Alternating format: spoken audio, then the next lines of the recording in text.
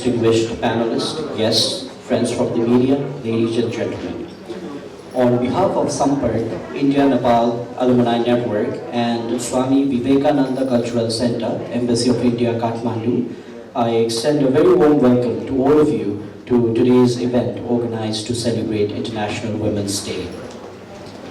Every year, March 8 is celebrated as International Women's Day across the world to promote women's rights and to honor their achievements across all spheres of life.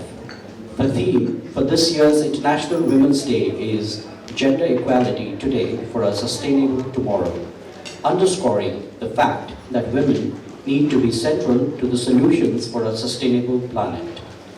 To mark this important day, we are here for a roundtable discussion titled Political Participation of Women, Challenges and the Way Forward. To begin with, may I have the honor and pleasure to invite the distinguished panelists on the stage. I want to start with Honorable Dr. Arju Rana Deuba. I'd like to invite Honorable Ms. Ashtalakshmi Shakyaji.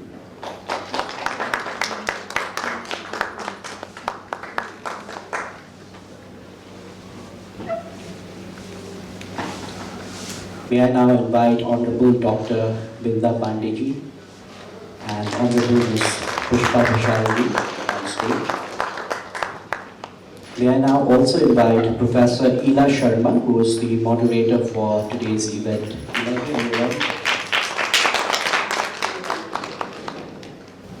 Ladies and gentlemen, colleagues from the embassy and friends who will be later seeing this virtually, a good afternoon and a very happy International Women's Day to all of you. On this occasion, the embassy is delighted to lend support to today's roundtable organized by Sampark, the Alumni Association for Nepalis who have studied in India.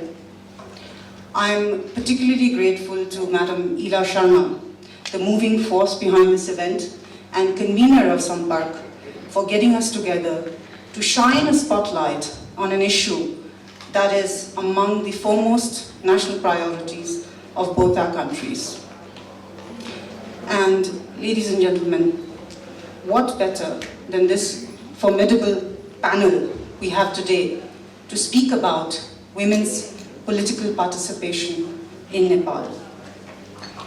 It is my honor to share the dais today with the distinguished panel of change makers and agenda setters, women who are leaving their own mark on the national journey of Nepal, and in doing so are simultaneously transcending and empowering their gender. I am particularly honored to welcome Honorable Dr. Arzu Deubaji, a seasoned political actor in her own right, a relentless champion for exploited and disempowered women in Nepal, and I suspect the steel and strength behind her husband, the Right Honorable Prime Minister. I also want to extend a very warm welcome to the other distinguished panelists, Honorable Madam Renu Yadavji, Minister for Physical Infrastructure and Transport, Honorable Madam Ashtalakshmi Shakyaji, Vice Chairman of the CPN-UML and former Chief Minister of Bagmati Pradesh, Honorable Dr. Binda Pandeji, Member of Parliament and Senior Leader of the CPN-UML, and Honorable Madam Pushpa Bhusharji, Member of Parliament and Senior Leader of the Nepali Congress and the party's whip. I'm grateful to them for sharing their voices and their perspectives. And I know it will resonate even louder given the authenticity they bring from their lived experience, the power of the example that they set for girls around Nepal, around South Asia, who may be told that they can't do this or should not do that. And also for the diversity they represent that reinforces inclusive participation across regions and communities in addition to gender. In India, we believe that women's participation and women's leadership, these are integral to our vision of an Atmanirbhar Bharat, a self-reliant India, and to our goal of realizing genuine national transformation. This approach has been mainstreamed in the policies and schemes of our government to continue empowering women and raising their participation in national life and in public spaces. The government is implementing a large number of multi-sectoral schemes aimed at expanding women's financial inclusion, their employment opportunities, health and nutrition, safety and security, and education. For instance, through the Pradhan Mantri Jan Dhan Yojana, for the first time in India's history, we have added over 220 million Indian women formally into the banking sector. Similarly, we have provided clean cooking fuel to over 80 million Indian women in the past 6 years and contributed to women's health through the construction of 100 million household toilets. On women's political participation, we've ensured that local governance structures have made space for nearly 1.4 million elected women representatives through the reservation of seats. These women provide leadership in formulating and implementing public policies at the grassroots level. Just as our past and present has been seminally defined by the contribution of women in pivotal moments and arenas, I believe that the success of our shared future will depend even more so on the full and equal participation of women in all areas and aspects. And while I for one feel that one should celebrate women every day, I'm glad that we have this one day to acknowledge the journey traversed so far to free women from exploitation and discrimination and enable inclusion and empowerment. And also to remind us of the unfinished tasks in this regard. Let me end by saying that the embassy will continue to support the progress of Nepal and its women. And as women and girls in Nepal go on to shatter new ceilings and new records, our cheers will be loud and our encouragement will be steadfast. And I say this as a woman in public service, as mother to a 10-year-old girl, but above all, as an Indian deeply invested in the abiding friendship and the familial links that underpin this special relationship between India and Nepal. And with that, I want to thank all of you for coming today, and I really look forward, as I'm sure all of you do too, to listening to this wonderful, distinguished panel of women. Thank you so much. Dhanyavad.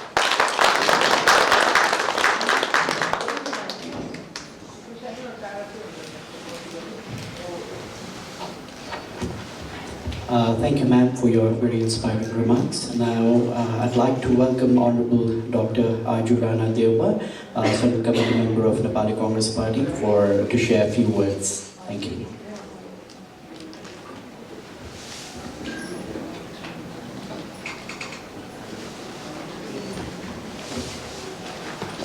Good afternoon, distinguished Minister, distinguished senior politicians of Nepal, all the ladies gathered here, DCM of the Indian Embassy to Nepal, Ms. Nanga, and friends of Samparka, who I would like to congratulate for organizing this first program, and that too a women-related program.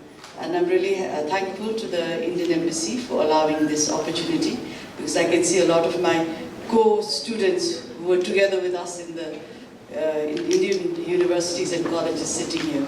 So it's an honor indeed to be here, to share chairs, to share the panel with such distinguished fellow politicians. Actually not fellow, but seniors, like Master Lakshmi is very senior to us.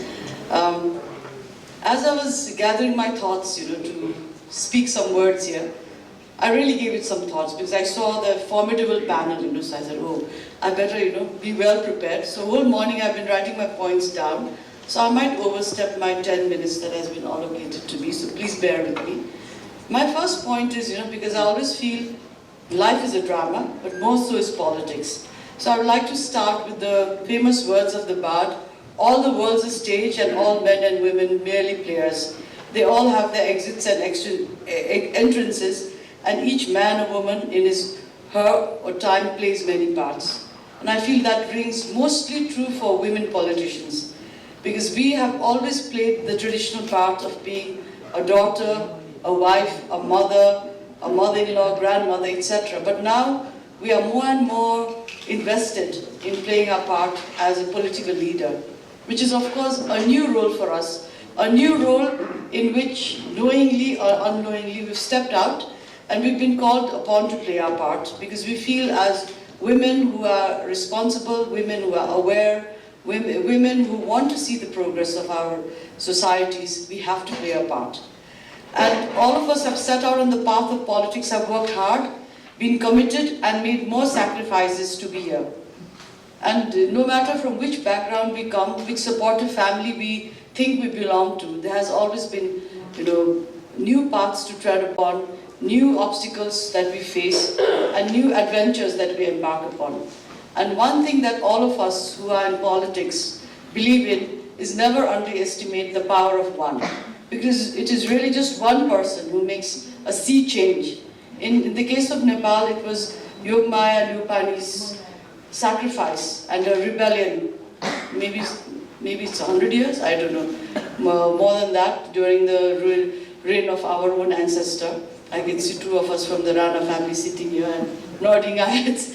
Her rebellion was so strong, she dived into a river with a whole lot of women.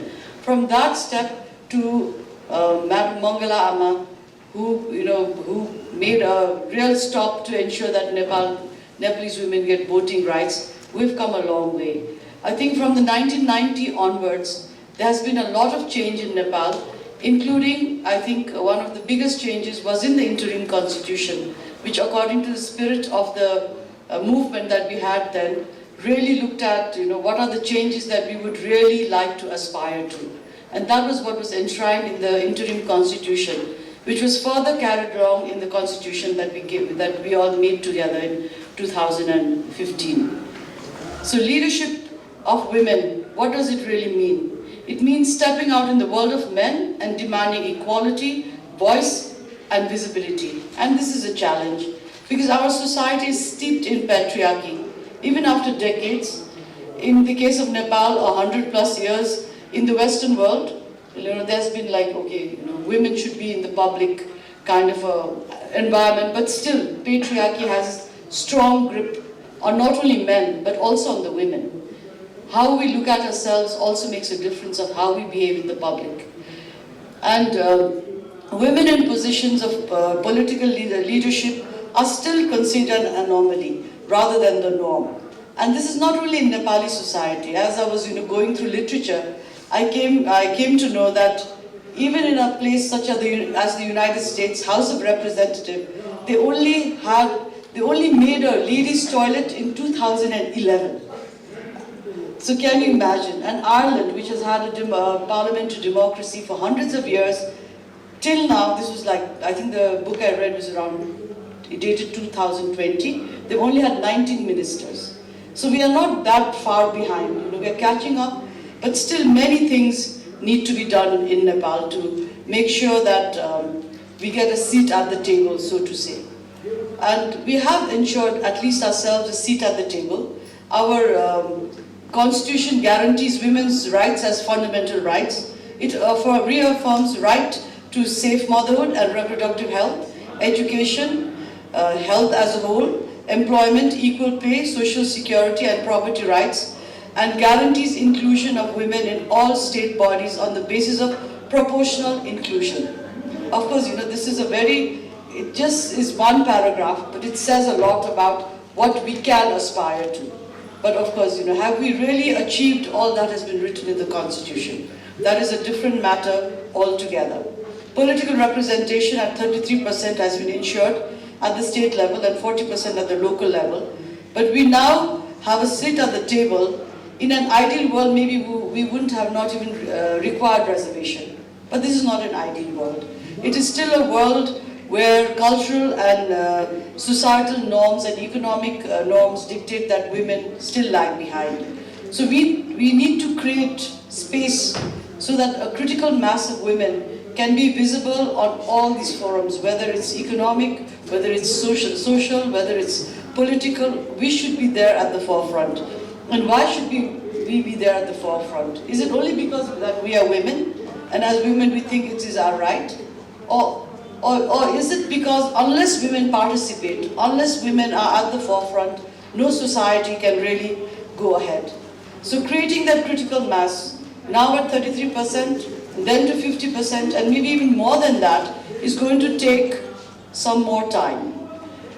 The question often asked as women are women getting ahead in politics solely because they are women? The innuendos are many. And one of the many that all of us face as women political leaders are, they are not actually capable, but political leaders, but they are only there because there is a reservation. So whether it's somebody like Renuji or Pushpaji or myself, I don't know about Ostaji and Bindaji's party, but in our party it's all alluded. Pushpa is there because of her father, I'm there because of my husband, Renu is there because of her husband. So things like that, they always try to minimize our own capacity, and sometimes I think all of us also question, maybe it's true, maybe I'm here because I'm related to somebody else. So that kind of, you can't call it sexual harassment, but it's some sort of a bullying. It's a bullying attitude that men have towards us, and it's spilled out in many, many ways. And now we have a lot of media and social media. I see a lot of negative write-ups about me in the press, because they can't get at my husband, so it's easy to attack a poor helpless woman. But they don't know this helpless woman has a very tough skin and she doesn't give a damn. So, but that's the other thing that women have to learn to cultivate when you are in politics. We don't want to become like men, and we are not men. We still remain as women. We still need our different toilets. We still need our sanitary napkins in the toilets that we have for women. We still need creches even in the parliament, and we still need our privacy at times. We don't become men, but sometimes we have to don on that mantle. And if you're over-aggressive, they'll say, hey, kosto emotional, so over-emotional, drama queen. But if men shout, they're also macho, so brave, taking a stand. But if the women stand up, then they'll say, hey, kosto, khatta manche recha. So those things that we have to contend with, We are like women, but in a man's world. So how do we contend with that, So I can see so many changes in my own behavior. We all socialized to be these kind, sweet little women. I know all of us in this room were very obedient, never open your mouth in front of senior people, always agree. And in fact, I remember my maternal grandmother telling me not to even smile and show my teeth. She would say, "Musukka mate hasnu parcha," like just smile but don't show your teeth, because it's like not supposed to be polite. So we went through that type of upbringing, and to come to this upbringing and having to, to this point in our lives where we have to fight for everything. We have to make a voice, we have to make an appeal, we have to go on the street, we have to march. It's a sea change for women. And not only we are now prepared, but are the men prepared?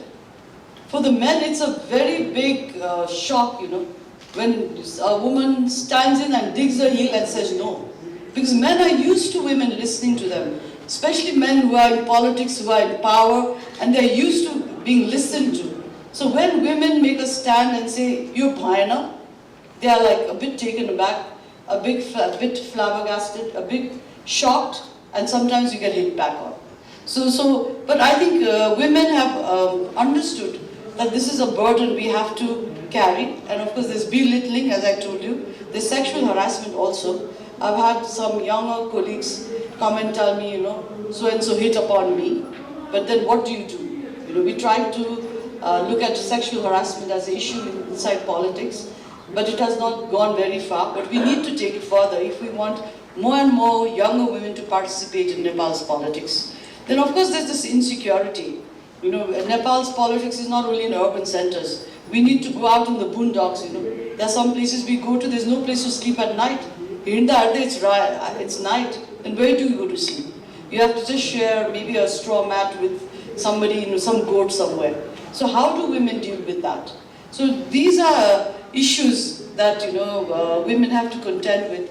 But men also have to understand that we are not going to become like them, and we don't even want to become like them. We have our own issues, we have our own viewpoints, we have our own unique ideas, and we have our own way of doing things. So how do we make politics gender friendly?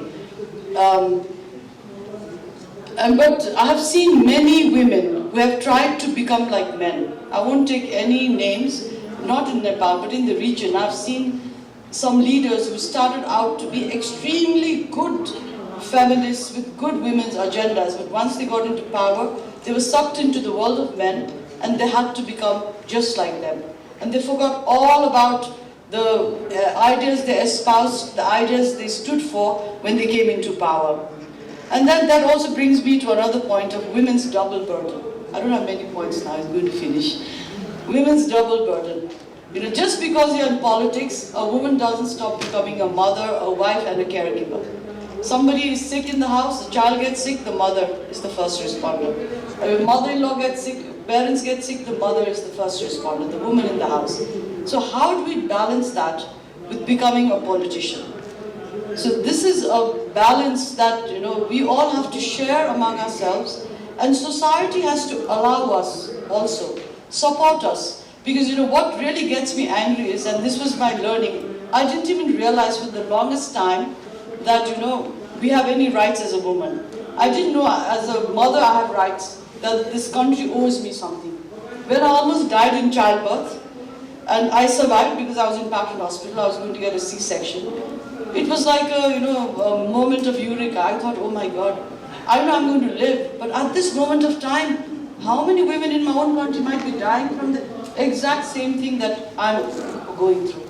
And that was my moment of awakening. And then I found out that people really don't get that kind of treatment in Nepal. And it's only the responsibility of the woman who's going to be a mother to birth her child. And in so many cultures, like the one I married into in the Far West, they have to even do it alone, without any support. So where is the family, the community, and the state in this? Is the woman just birthing the baby for her own, for only herself and her family? Or is she birthing that future citizen for Nepal? So that was the point of lobbying for us, for advocacy for the Safe Motherhood network that I've been working with even now.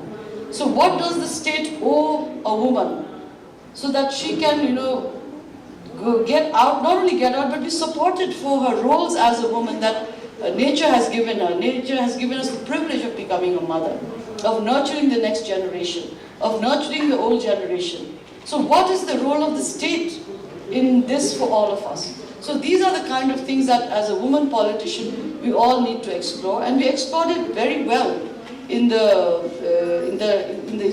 constitution we made. The guarantees we've instituted in the constitution of Nepal ensures that Nepalese women get some support from the state. And that only happened because there were so many of us in the parliament, in the constitution making process, and none of us differed. All of us were across the political spectrum, all of us had different principles, political ideologies, but we all said, in the case of women, we are all united. This is what the country owes us. This is what should be enshrined in the constitution so that no woman has to die needlessly. So these are the kind of things that women will bring to the table. Men will have not thought about it. I told you, even as a woman, until I almost died, I never thought about this. I thought everyone gets a baby, I'll also just go and get one and come home, but it's not that easy. So women who are the basis of any civilization, who are the fulcrum of any society, what is owed to them? So that is what political voices of women will bring to the table. Because for men, because they are not women, I don't blame the men, they are not women, so they don't know how it feels to be a woman, how voiceless you are, how invisible you are, and how you cannot articulate the things you want to ask for. So this is the role that women politicians have to have in the society. So of course, things like health, education, security, climate change, peaceful coexistence, these are what women want as the premier things in any country, whether it's Nepal or India or any of the other countries. I always, nowadays, I look at the news from Ukraine, and it really breaks my heart to see, like children are being parted from their mothers. You see all these young women are crying. They're all fleeing their country. How difficult it must be for them. And no, none of them, they don't care about wars and NATO and what Russia wants. They just want to have a peaceful existence. They just want to make sure that the children can go to eat, they can sleep safely, and they can go out to play. But even those basics have been taken away because this world is ruled by men. And of course, men's ego. In Nepal, we call it Zungago Larai. I don't know what they call it in the West, but that is, what overshadows the global politics. And I think if more and more women were in politics all over the world, I think we wouldn't see wars like this, because women's natural instincts are to nurture. And our natural instincts is not pro-aggression, it's pro-peace. So the inclusion and representation of more than 50% of the women in decision making is crucial to democracy, is crucial to politics, is crucial to growth of societies. And it's also women's political participation is a fundamental prerequisite for gender equality and achieving the 2030 Agenda for Sustainable Development. And that is the theme of this year as well. Gender equality for sustainable development. So this 2030 Agenda was not prepared by women only. It was agreed to by more than 193 leaders of the world. So what did they agree to? If they have agreed to that, then how do you work backwards from that to really achieve it? We only have 8 years now. If you look at our report cards, are we really advancing towards that? The other thing that we need to look at is the Global Gender Gap Index and Nepal's and India's progress. Of course, we look at economic participation, educational attainment, health and survival, and political empowerment. And I just saw a report about Nepal a few days ago, but I tried to look it up on Google, but they didn't have the latest one. Apparently, Nepal is doing very well on this. We are the best in South Asia in closing the gender gap. But when you look at the figures overall, it's quite mind-boggling. There are only 22% women, 22% women in the entire world at the current situation. So for political empowerment, we are out of 100, we are only at 22 as a globe. And at the current rate, they say it will take us 145.5 years to gain gender parity in politics. So that's a very, very dismal figure. And just one or two countries, pulling it along might make a difference, but as part of these countries, Nepal has to show progress in this, and maybe we can do better, we can do quite good in educational attainment, health and survival, and political empowerment, but in economic participation of women, I think we are still lagging behind. So these are some of the things that as women in politics we will be addressing. And the other things that I need to, now I have just some suggestions for the way forward. My first suggestion is training to women, trainings and refreshers, because women need to know what they're representing. We've made space for the women. We are there at the ward level, at the Gaon Palika, Nagar Palika level. We are there at the provincial level. We are there at the national level. But we need to be reminded, and we need to be trained, and we need to be prepped about what am I representing? What are the kinds of issues that I should speak to? And what are the kind of strategies we need to make sure we are heard? Because I've seen how men strategize. They're very clever. I sometimes think I'm a fly on the wall because I get to see high-level politics, as my husband's spouse, but from a distance. Men are so smart. They will come in the evenings, gather around a few drinks. In the olden days, you have a few smokes, but no smoking anymore. But they will gather around and they will make their most important decisions outside of formal meetings. Now, we as women, we don't have access to that kind of networks. Because we cannot go to anyone, some male neta's house in the night and say, "Dai, okay, let's have a glass of wine and let's discuss the agenda." We'll be taking the wrong sense, So as women, it's difficult to do that kind of networking. But if we had a critical mass of women, suppose we had women as all the leaders of the parties or office bearers of the parties, then we can also go to the woman's house at night. Maybe we won't have whiskey, but we can sit over a cup of tea and say, "Okay, Didi, esto garu. Why can't we, And if there are many women in a group, many women in this kind of a field, then of course it will be much easier. So that type of networking, strategizing, and building social capital is very important. And we also have to be seen not only as political people, but also as development protagonists. What are the agendas that we are standing for? Is it safe motherhood? Is it women's rights? Is it animal rights? Is it drinking water? We have to pick an issue, because that would relate directly to the lives of the public who would like to maybe perhaps vote for us. The other thing that I really always think about is sensitization to men. We've got everything written up in the constitution. We've got, women in place, but if you ask the male leaders, they'll say, "Mailai chaina." There's no woman. Mayor banaune hai, mailai chaina, kole jitcha. Men, anyone will win, but women, no. Minister banaune, any man. Woman, ele sakdina. I've heard it. It's not only my husband, all men, I hear the discussions and feel like going and fighting, but I can't do that, But we are so invisible to them. So I think we need to sensitize men about the value of women. We are fast learners. We are the ones who've been taught from childhood that you'll be transplanted to another home, and then you have to plonk into that place, sleep with a strange man you've never met, eat food that you've never eaten, and make a house of somebody in somebody else's house. We are the most adaptable kind of creatures on the planet, at least the women in Nepal and India, because we are sent to marry people we don't know at all. My son cannot believe I married my husband after meeting him 4 times. He said, how could you do it? He's shocked and horrified. But we are adaptable and we are fast learners, because if you don't learn fast, then we are flops. We don't survive in our school. So, sensitization to men. And then creating the other thing that we discuss so much, Pindaji, Pushpaji, Ostaji, all of us, we shouted ourselves blue, but we were not successful. What we said is, let's create only women constituencies. 33% of all constituencies on a rotational basis should only be where women stand against women. Then it gives us a better chance. The quality of politics will change. We don't have like muscle, money, power. We don't need that. We will just go on our own, whatever we can do for the people.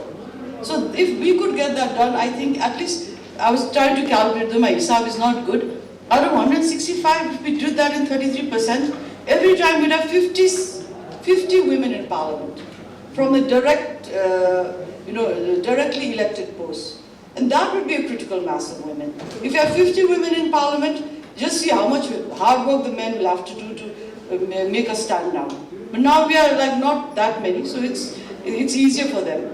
Then of course the Women's Caucus in Parliament and Upper House to follow up on women's rights related acts and their passage.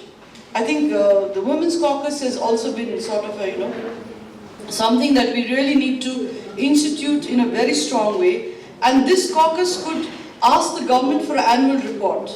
Like, we are giving annual reports to UN agencies. Why not to our own parliament? Why can't the government say, okay, this is the rules that you instituted in the constitution, and we made these rules, regulations, and as a result of it, X number of women got their children, Nagrikta through her name. X number of women were saved. X number of women got these rights. Why can't we have a reporting mechanism like that, where women's rights reports are made every year to the parliament? The other thing is that I would really like to see being done in Nepal is reporting on the first round of women's representation at the provincial, municipality and ward level. What changed for the women who came into government 4 years ago? They have been in very important posts, they have handled a lot of resources. What have they learned? What are the gaps? I know somebody told me there's a report somewhere, but only that agency is sharing it among themselves. They should share it with the political parties. They should share it with the women's groups. Then we will know what is happening. Then the other things are, women leaders need to be trained on laws, policies, programs and budgets already in place. Because there is a lot of enabling factors, lot of rights that the government has instituted, but we as political leaders, we don't know about it. So it never really gets articulated to whom it was made for. So I would like to call that information to power, information in power. So how do we get that information so we are able to tell our constituents, this is what there is for you? And how then we can also act upon it, then we would be better political leaders. So this is something I hope we can do in the future. Then the power of prioritization, you know. Nepal, they always say, is a poor country. My aspect on Nepal is we are not a poor country, we are a very badly managed country, a poorly managed country. What is our priority? For the longest period, almost 5 years now, our maternal mortality rate is stagnant. Why can't we wake up? We know what is to be done, how it is to be done. We have the human resources, we have the where and means, but why can't we reach that goal? Where is our priority? What is our priority? So as women politicians, we have to stand for priorities like this. And last but not the least, we've done it till now, and in the way forward, what we really need to do is stand together in solidarity and sisterhood. Because that is the only way we'll make men listen to us. Thank you. Thank you, Honorable Dr. Ajurana, for your very inspiring remarks. Now I would like to hand over the floor to Professor Ila Sharma, moderator of today's roundtable discussion, to take over and begin the panel discussion. Thank you. हाम्रो आज यहाँ हामी आज यो कार्यक्रम नेपालीमा conduct गर्छौं अलिअलि अंग्रेजी पनि मिसिन्छ किनकि हाम्रो ल्याङ्ग्वेजहरु चाहिँ सबैको सबै भाषामा त्यति पारङ्गत छैनौं होला आज हामी एउटा एकदमै राम्रो मिश्रण को बीचमा छौं प्यानलिस्टहरु सिनियर माननीय अष्टलक्ष्मीजी हुनुहुन्छ अनि फेरि एकजना अहिले सरकारमा भएको मन्त्रीजी हुनुहुन्छ र यस्ता अनुभवी र खारिएका राजनीतिक व्यक्तित्वका मध्य छौं जसले पुरुष मात्रको डोमेन मानिने राजनीतिक क्षेत्रमा सफलता हासिल गर्नुभएको छ यहाँले राजनीति सुरु गर्दाको समयमा महिला भएकै कारणले जुन अतिरिक्त संघर्ष गर्नु पर्यो जुन योगदान दिनुभयो यत्रो वर्ष त्यस समयभन्दा हामी अगाडि आइसकेका छौं आजको बहस समावेशिता प्रतिनिधित्व को त छँदै छ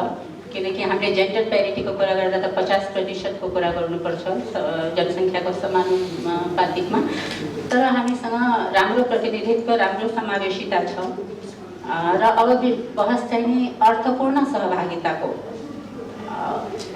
हुने गर्ने बेला आएको छ किनकि हामीसँग संवैधानिक र कानुनी संरचना पर्याप्त छ अब हामी आजको यो राउन्ड टेबलमा यो डिस्कसनमा आखिर चुनौती कहाँ छन् त्यो कुरा गर्छौं हाम्रो अडियन्समा पनि अनुभवी पोलिटिशियन्सहरु बस्नु भएको छ र आफ्नो आफ्नो क्षेत्रमा अगाडि बढेको प्रतिष्ठा कमाएको व्यक्तित्वहरु हुनुहुन्छ र सबैभन्दा पहिला एउटा छोटोमा म यहाँहरुलाई के सोध्न चाहन्छु भने इन्टरनेशनल वुमेन्स डे को अर्थ यहाँहरुले आफ्नो लागि के मिनिङ राख्छ एकदमै दुई लाइनमा सबैले भनिदिनुस् बिन्दाजीबाट सुरु गरौँ माने धन्यवाद सबैभन्दा पहिला त आजको यो अन्तर्राष्ट्रिय श्रमिक महिला दिवसको शुभकामना दिन चाहन्छु र यो दिनको मेरो जीवनमा यसको मिनिङ के रहन्छ भन्दाखेरिमा चाहिँ दुनियाँमा संघर्ष नगरिकन कसैले पनि अधिकार प्राप्त गर्दा रहेनछन्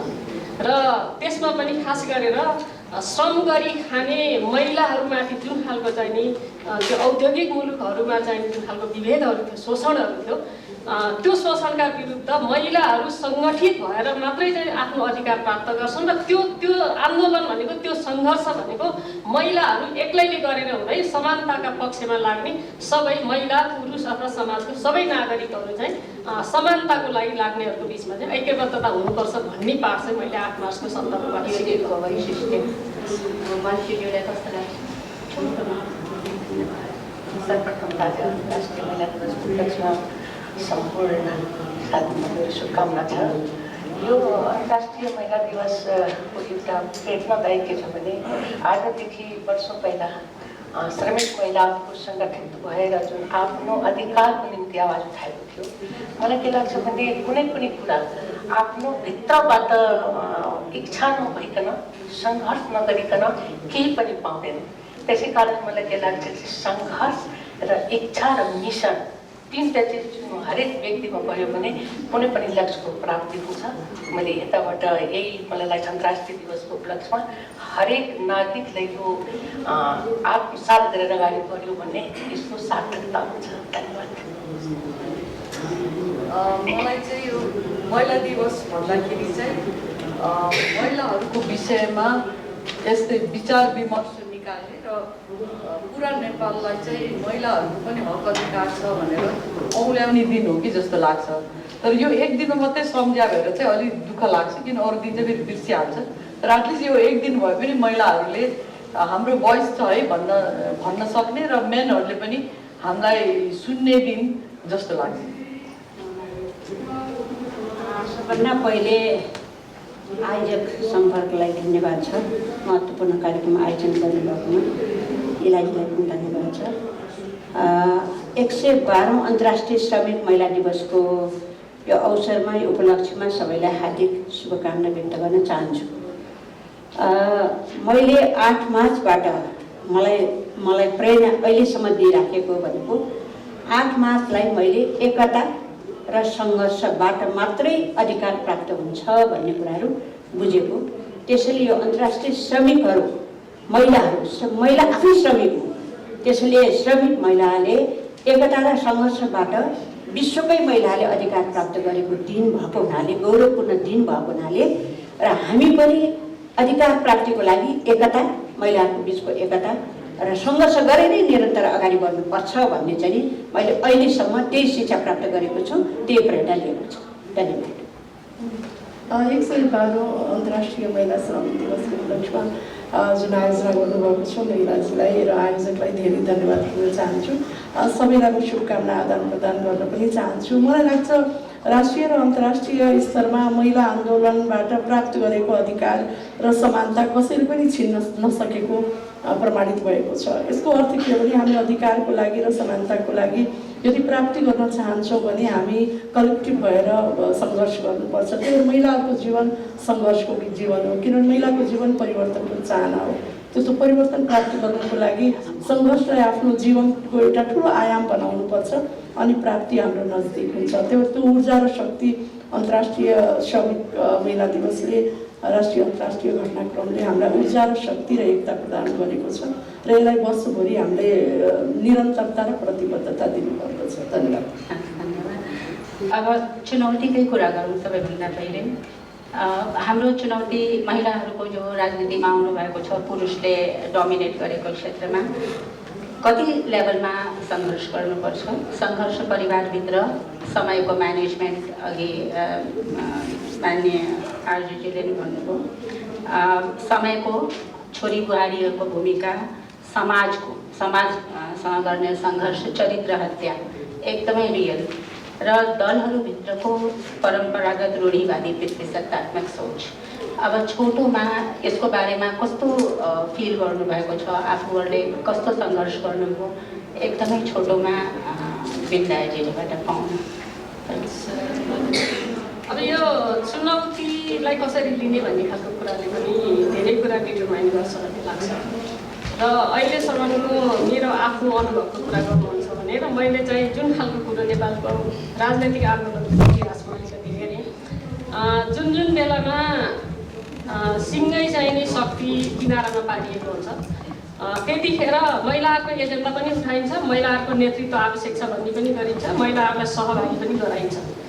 जब अलिकति पनि वातावरण खुकुलो हुन्छ र त्यो चाहिँ नि सत्ता प्राप्तिको नजिक हामी पुग्छौँ, त्यस पछाडि हिजो किनारामा पारिएका समुदायहरू फेरि पनि किनारातिर नै धकेलिन्छ र त्यस पछाडि चाहिँ हाम्रो खास गरेर चाहिँ जुन खालको एउटा पितृ सत्तात्मक खालको मूल्य मान्यता भएको पुरुष प्रधान समाज छ, त्यसमा चाहिँ अनि त्यस पछाडि महिलाहरूको क्षमता, महिलाहरूको योग्यता, महिलाहरूको चाहिँ नि होइन त्यो सबै हिसाबबाट चाहिँ प्रश्नहरू उठाउने खालका कुराहरू चाहिँ हुन्छन्। त्यो चाहिँ मैले जस्तो 7 सालको क्रान्तिको कुरामा क्रान्तिमा लागुन्जेलसम्म चाहिँ अधिकांश महिलाहरू सँगसँगै आन्दोलनमा गए, तर आन्दोलन त्यो परिवर्तन भइसके पछाडि सरकारमा सहभागिताको त कुरा छोडौँ, त्यो चाहिँ नि सल्लाहकार समिति बनाउने कुरा भने फेरि महिलाहरूले आन्दोलन नगरिकन त्यसमा सहभागिता हुने स्थिति भयो।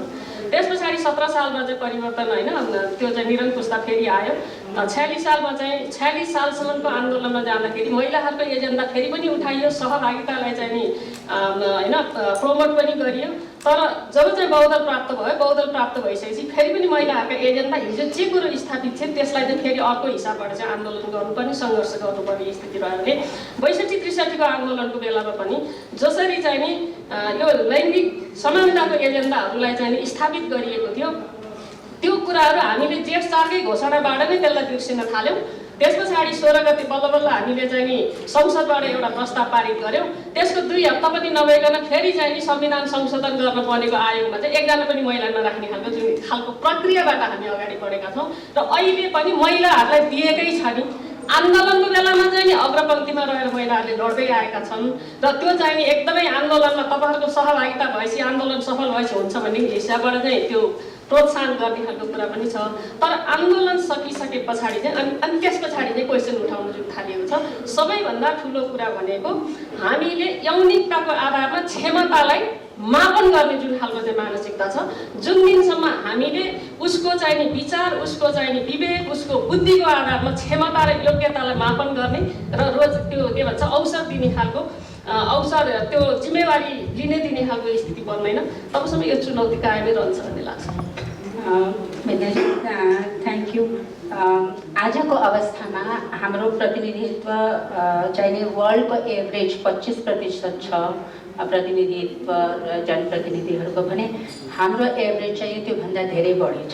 हामी 41% स्थानीय सरकारमा छौँ, 37.5% राष्ट्रिय सभामा छौँ, प्रतिनिधि सभामा झन्डै 33% छौँ र प्रदेश सभामा 34.34% छौँ। भनेपछि हाम्रो प्रतिनिधित्व त सुनिश्चित भइसक्यो, किनकि संविधानले पनि इन्स्योर गर्यो, त्योसँगको ऐन कानुनहरूले पनि इन्स्योर गर्यो। अब चाहिँ नि च्यालेन्ज अहिले पनि फेस गर्नुहुन्छ। अहिले हामी एउटा अर्को उदाहरण पनि राम्रो छ कि संसदीय समितिहरूमा पनि धेरै महिलाहरूले अध्यक्षता गर्नुभएको छ। व्हिप हुनुहुन्छ अहिले पार्टीको पुष्पाजी।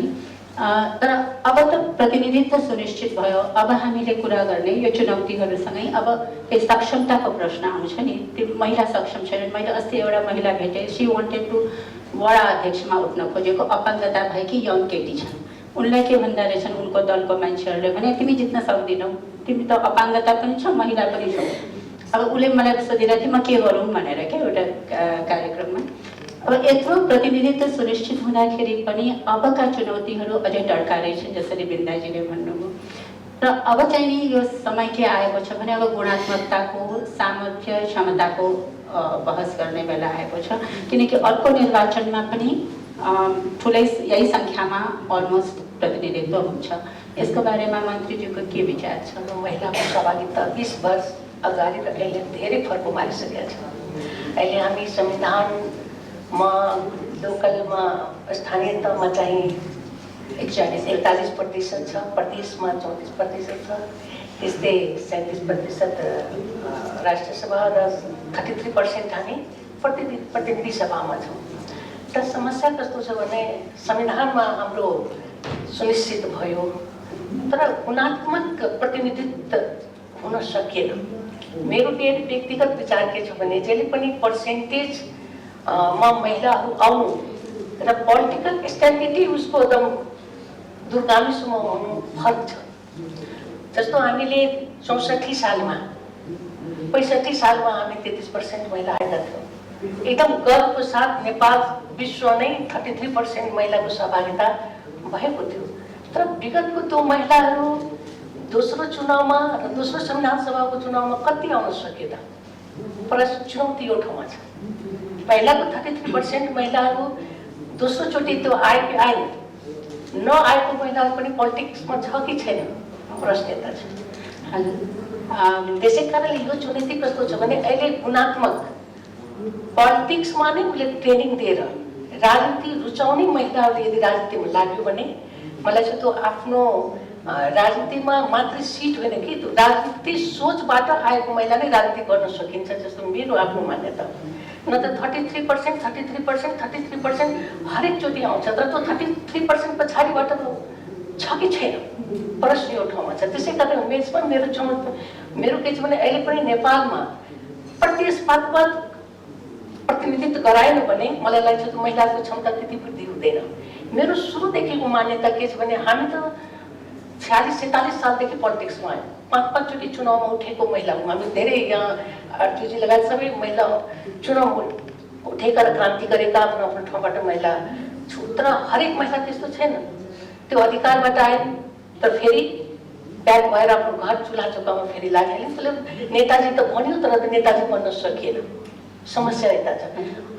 मेरो मान्यता प्रश्नले के छ भने मेरो पार्टीको र मेरो पनि मान्यता के छ भने महिलाहरूले प्रतिस्पर्धात्मकमा त्यो सिट आरक्षण गरिएन भने, जस्तै लोकल मैले म्युनिसिपालिटीमा मेयर या उपमेयर दिएको छ, त्यति महिलाहरू चुनाव उठेर आएको जितेर आएकी। त्यस्तै गरेर प्रतिनिधि सभा या अरू सभामा सिट आरक्षण भएन भने 1 जना महिला जित्छ तर 9 जना 8 जना महिला उठ्ने व्यक्ति हारेको महिलाहरू पनि म चुनाव लड्न सक्छु, फेरि आउने चुनावमा फेरि म उठ्छु भने त्यो एउटा गुणात्मक र पोलिटिकल राजनीतिक चेतनाबाट आएको महिलाहरू दुर्गामीसम्म त्यसको एस्टाब्लिस भएर जान्छ। अहिले त्यो हाम्रो चाहिँ देखिएको छैन। चुनौती भन्दाखेरि कस्तो छ भने अहिले झन् त्यो अधिकारबाट हामी त्यति 33% छौँ प्रतिनिधि सभामा। अहिले मलाई चाहिँ ठुलो मिनिस्ट्रीमा नै हामी 26% छौँ। यो एउटा हाम्रो एकदम अपर्च्युनिटी हो हामी महिलाको लागि। तर त्यो महिलाहरू आएपछि उहाँहरूको कामको मूल्याङ्कन, उहाँहरूले गर्ने क्षमताको मूल्याङ्कन गरिदिने व्यक्ति को त? समस्या कस्तो छ समाजमा, एउटा पातलो केटाहरू गएपछि एउटा एकदम तन्दुरुस्त महिलाहरू उठाए पनि सुरक्षाको दृष्टिमा त पातलोलाई नै एकदम बलियो मानिन्छ। समाजको यो एउटा हाम्रो कन्सेप्ट डेभलप भएको छ। दोस्रो कुरा अहिले के छ भने चुनौती कस्तो आएको छ भने मसल र मनी। अहिले हामीले डर के लागिराखेको छ भने 33% त हामी अगाडि बढौँला, तर मात्रै समानुपातिक समावेशीबाट आयो भने त्यो उपलब्धिमूलक हुँदैन। त्यो केही दिनको लागि राम्रो छ, तर चुनावमा नउठिकन चुनावमा फ्याट नगरिकन आयो महिला, त्यो महिलाले राजनीतिको धेरै कुरा बुझ्न सक्दैन। अहिले जसको पासमा पैसा छ, जसलाई अलिक मजबुती छ, त्यो चाहिँ चुनावमा उठ्न सकिन्छ। अहिले देख्यो नि, यसले सबैले भन्दैछन् कि अबको आउने दिनमा राजनीति कसको हातमा गइराखेको छ त? ठेकेदारहरूको हातमा छ कि माफिया तन्त्रको हातमा गइराखेको छ कि? किनभने पैसा उसैको पास छ त हुन सक्छ। त्यसै कारण खास गरी महिलाको लागि धेरै आउने दिनमा अरू पनि चुनौती आइराखेको छ। अहिले मेयर उपमेयरमा त हामी उठायौँ, त बढीभन्दा बढी मतलब पर्सेन्टेजमा उपमेयर पायौँ, त्यो मेयर पनि जित्न सक्थ्यो। तर महिला भएको कारणले नै उपमेयरमा उठ्नुपर्छ। र महिलाको कन्सेप्ट पनि कस्तो देख्यो मैले, हामीले चुनाव उठाउँदाखेरि होइन उपमेयरमा टिकट पाए हामी उठ्छौँ, मेयरमा उठ्न चाहिँ उसको भित्रबाट चाहिँ इच्छा भएन। तर उपमेयरमा उठेको उपमेयरले पनि त्यो अधिकार भएको अधिकारले पनि युज गर्न सकिएन। यो पितृसत्तात्मक सोचको कारणले उपमेयर भएको कारणले त्यो कमजोर थिइन्, यसले धेरै गर्न सक्दैनन्। आफ्नो अधिकारले गरेर एकदम सेकेन्ड चेयरमा बसाएर यो उपमेयरै हुन् महिला भएको कारणले त्यो देख्यो। त्यो अवस्थामा कस्तो देख्यो भने महिलाहरूले अलिकति मनोबल पनि घटेको देख्यो। अब यो चुनाव नउठ्ने हामी त हेप्यौँ। त्यसै कारणले मलाई के लाग्छ भने समाजमा चेतनामूलक र उनीहरूले एकदम राजनीति रुचाउने महिलाको राजनीतिमा हामी हुर्कायौँ भने मलाई चाहिँ यो चुनौतीको सामना गर्न सक्छौँ। किनभने 21वीं शताब्दी महिलाको युग हो। 21वीं शताब्दी भनेको के अरे महिलाको युग भनेर मात्रै हुँदैन। त्यसलाई के गर्नुपर्छ भने अधिकारको साथसाथमा सुरक्षा, उसले घरबाट, परिवारबाट, समाजबाट, राज्यबाट धेरै अगाडि बढायो भने मलाई लाग्छ यो महिलाहरू धेरै अगाडि बढ्न सक्छ र चुनौतीको सामना गर्न सकिन्छ।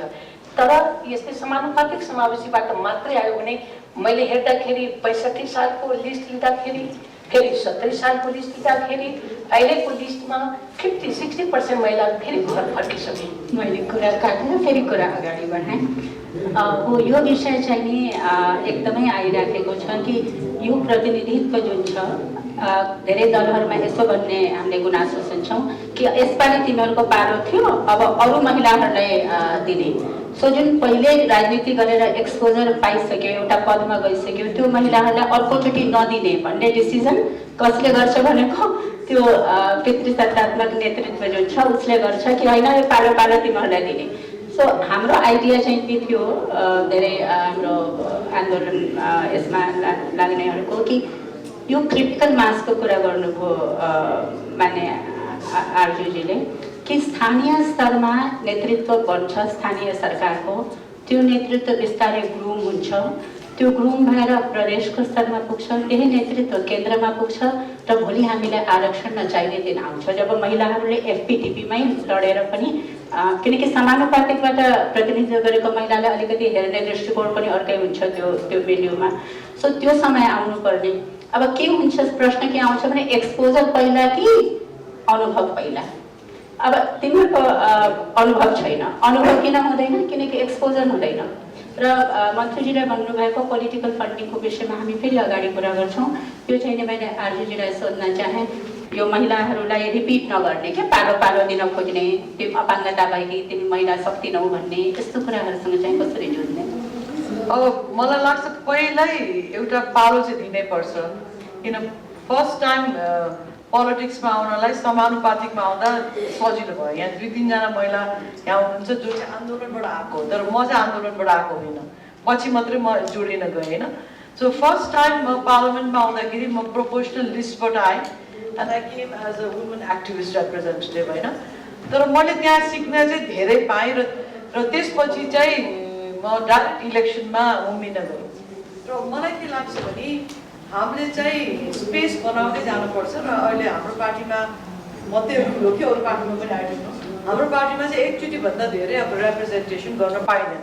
एकचोटि प्रोपोर्सनलबाट आएपछि next time that seat will not be offered to you have to go for direct election or do something else. So त्यसरी चाहिँ हाम्रो पार्टीमा चाहिँ एउटा क्रिटिकल मासलाई बढाउने पोलिसी अडप्ट गरिएको छ। र मलाई के लाग्छ भने एकचोटि पोलिटिक्समा छिरिसकेको महिलालाई चाहिँ त्यो पार्टीले नर्चर गर्नुपर्छ। उहाँ रेणुजीले भनेको कुरा ठिक हो, पहिला पहिला संविधान सभामा आउने महिलाहरू अहिले म बक्समा गएर पहिला पहिला संविधान सभामा भएका महिलाहरू कतिजना ओझेलमा परिसके, आफ्नै एउटा गृहस्थ जीवनमा मात्रै फर्के। तर यो चाहिँ अब महिलाहरूलाई हामीले तपाईँले किन यस्तो गरेको सोध्नुभन्दा पार्टीहरूले उनीहरूलाई किन अगाडि बढाएन त? कुन निकाय हो त पार्टीको जसले चाहिँ जो पोलिटिक्समा आइसकेका छन् उनीहरूलाई चाहिँ अझ उनीहरूलाई ग्रुम गर्ने, उनीहरूलाई मेन्टर गर्ने, उनीहरूलाई अगाडि ल्याउने? यो चाहिँ एउटा ongoing प्रोसेस हो कि, किन politics doesn't stop at a point, it keeps going on. अब अहिले 112 नारी दिवस, I was shocked because last time I remember it has been 100। 12 वर्ष कहाँ गयो भनेर आज म टक बनाएर राखेँ। अब म बुढी भएर पनि होला टाइम गएको न थाहा पाउने, तर अझसम्म 100 भनेको आज 112, but we are still going on around the same issues. And I remember when it was 80 also, अस्ति भएको जस्तो लाग्थ्यो 80th वुमेन्स डे। सो त्यस हुनाले यो प्रोसेसमा हामीले जतिजनालाई उतार्यो नि हामीले चाहिँ उनीहरूलाई जोड्दै जानुपर्छ। र हामीले भन्दाखेरि अब हामीले मेल नेताहरूलाई मात्रै नहेरौँ, हामी महिलाहरूले पनि उहाँहरूलाई बोलाउने, सम्पर्क गर्ने, इस्युजहरूमा पोख्त बनाउने त्यस्तो काम चाहिँ पार्टीको मेकानिजमहरूले गर्नुपर्छ। र नेपालको पार्टिजहरू एटलिस्ट हाम्रो पार्टीमा चाहिँ त्यस्तो मेकानिजम चाहिँ छ। तर अहिले चाहिँ तपाईँले अघि न बिन्दाजीले पनि भन्नुभयो, खालि आन्दोलन भएपछि म त ल महिलाहरू लिएर 2-3 ट्रक यहाँ जिन्दाबाद मुर्दाबाद लाउनु पऱ्यो भने चाहिँ सबै गर्छन्, अरू बेलामा त्यति धेरै सम्झिन्नन्। र हामीले यो परिपाटीलाई चेन्ज गर्नुपर्छ। And as more and more women come into politics, I think this will change. अब उपप्रमुखको पद हो, उपप्रमुख चाहिँ महिलाहरूलाई दिउँ भनेर सबै दलहरूले उपप्रमुखको उम्मेदवारी चाहिँ महिलालाई दिए। अनि मलाई लाग्छ कि दलहरूले राम्रोसँग संविधान पढेका थिएनन् र 8औं अनुसूची पढेका थिएनन्। दे डिड नट रियलाइज कि आर्थिक समिति, न्यायिक समिति यो सबैको जिम्मेवारी उपप्रमुखमा छ। हरिप्रभाजी हुनुहुन्छ। अनि अहिले हामीले के कम्प्लेन सुन्छौँ भने अब प्रमुखले चाहिँ नि कतिवटा कन्सल्टेन्टहरू हायर गर्छन्, तर उपप्रमुखहरूलाई चाहिँ नि एउटा कानुन अधिकृत पनि माग्दाखेरि त्यो पाउँदैन। This is a result of सबैतिर प्रिभलेन्ट कुरा हो, पेट्रियार्कीको, मिसोजिनीको, सक्दैनन् भन्नेको। सो अहिले चाहिँ नि यो प्रतिनिधित्व जुन महिलाको छ 93%, अब सायद दलहरूले यो रियलाइज गर्लान् कि उपप्रमुख होइन, प्रमुख पनि दिँदा हुने रहेछ, किनकि प्रमुख र उपप्रमुख उस्तै नै पावर रहेछ। सो दिस इज अ त्यो पहिलाको त्यो ऊ हो के एक्सप्रेसन कि पहिला उपप्रमुख कम पावरवाला दिउँ भनेर अब चाहिँ नि त्यो हुँदैन र अब यो क्रिटिकल मास हुन्छ। तर दोहोरिन चाहिँ नि ती उपप्रमुख महिलाहरूलाई यसपालि प्रमुखको टिकट दियो भने सायद त्यो एक्सपोजरले गर्दाखेरि उहाँहरूले प्रमुखको भूमिका अझ राम्रोसँग निभाउन सक्नुहुन्छ। माने अष्टलक्ष्मी मान्यजीलाई चाहिँ मैले के प्रश्न गर्न चाहेँ भने यो जुन क्रिटिकल मास छ स्थानीय तहबाट बिस्तारै बिल्ड भएर माथि जाने, उहाँहरूको क्षमता अभिवृद्धि, गुणात्मक पर्फर्मेन्सको अब त्यो हेर्ने बेला आयो नि, किनकि इन्स्योर गरिसक्यौँ हामीले 41% महिला त आउँछन् स्थानीय तहमा। अब यसलाई कसरी हामीले त्यो क्वालिटी, त्यो प्रतिनिधित्वको क्वालिटी अझ कसरी बढाउन सक्छौँ, किनकि एक किसिमले त बढी नै सक्यो। न्यायिक समितिमा महिलालाई देख्दाखेरि सबै मानिसहरू जाँदाखेरि ए महिला छ न्यायिक समितिको अध्यक्ष भन्ने त्यो भावना त आइसक्यो। अब मानेज्यू चाहिँ अब प्रदेशको मुख्यमन्त्री भइसक्नुभयो, अझ लोकली धेरै देख्नुभयो। के गर्नुपर्छ यो स्थानीय सरकारको नेतृत्वमा गुणात्मक अभिवृद्धि गर्न? यो अत्यन्तै महत्त्वपूर्ण प्रश्न भन्छु म। किन भन्दाखेरि महिलाहरूलाई चाहिँ एकैचोटि केन्द्रमा नेतृत्वको रूपबाट हामी हेर्न सक्दैनौँ। तलै तहबाट, जगैबाट हुन्छ, जगैबाट स्थापित गर्दै अवसर दिँदै उनीहरूलाई चाहिँ हौसला दिँदै उनीहरूलाई चाहिँ सक्षम बनाउँदै जिम्मेवारी दिँदै चाहिँ क्रमशः निरन्तरता माथि उठाउनु हो भन्ने लाग्छ मलाई। त्यसो भएको हुनाले अहिले स्थानीय तह अत्यन्तै पावरफुल पनि भइसक्यो, स्थानीय सरकारै भइसक्यो।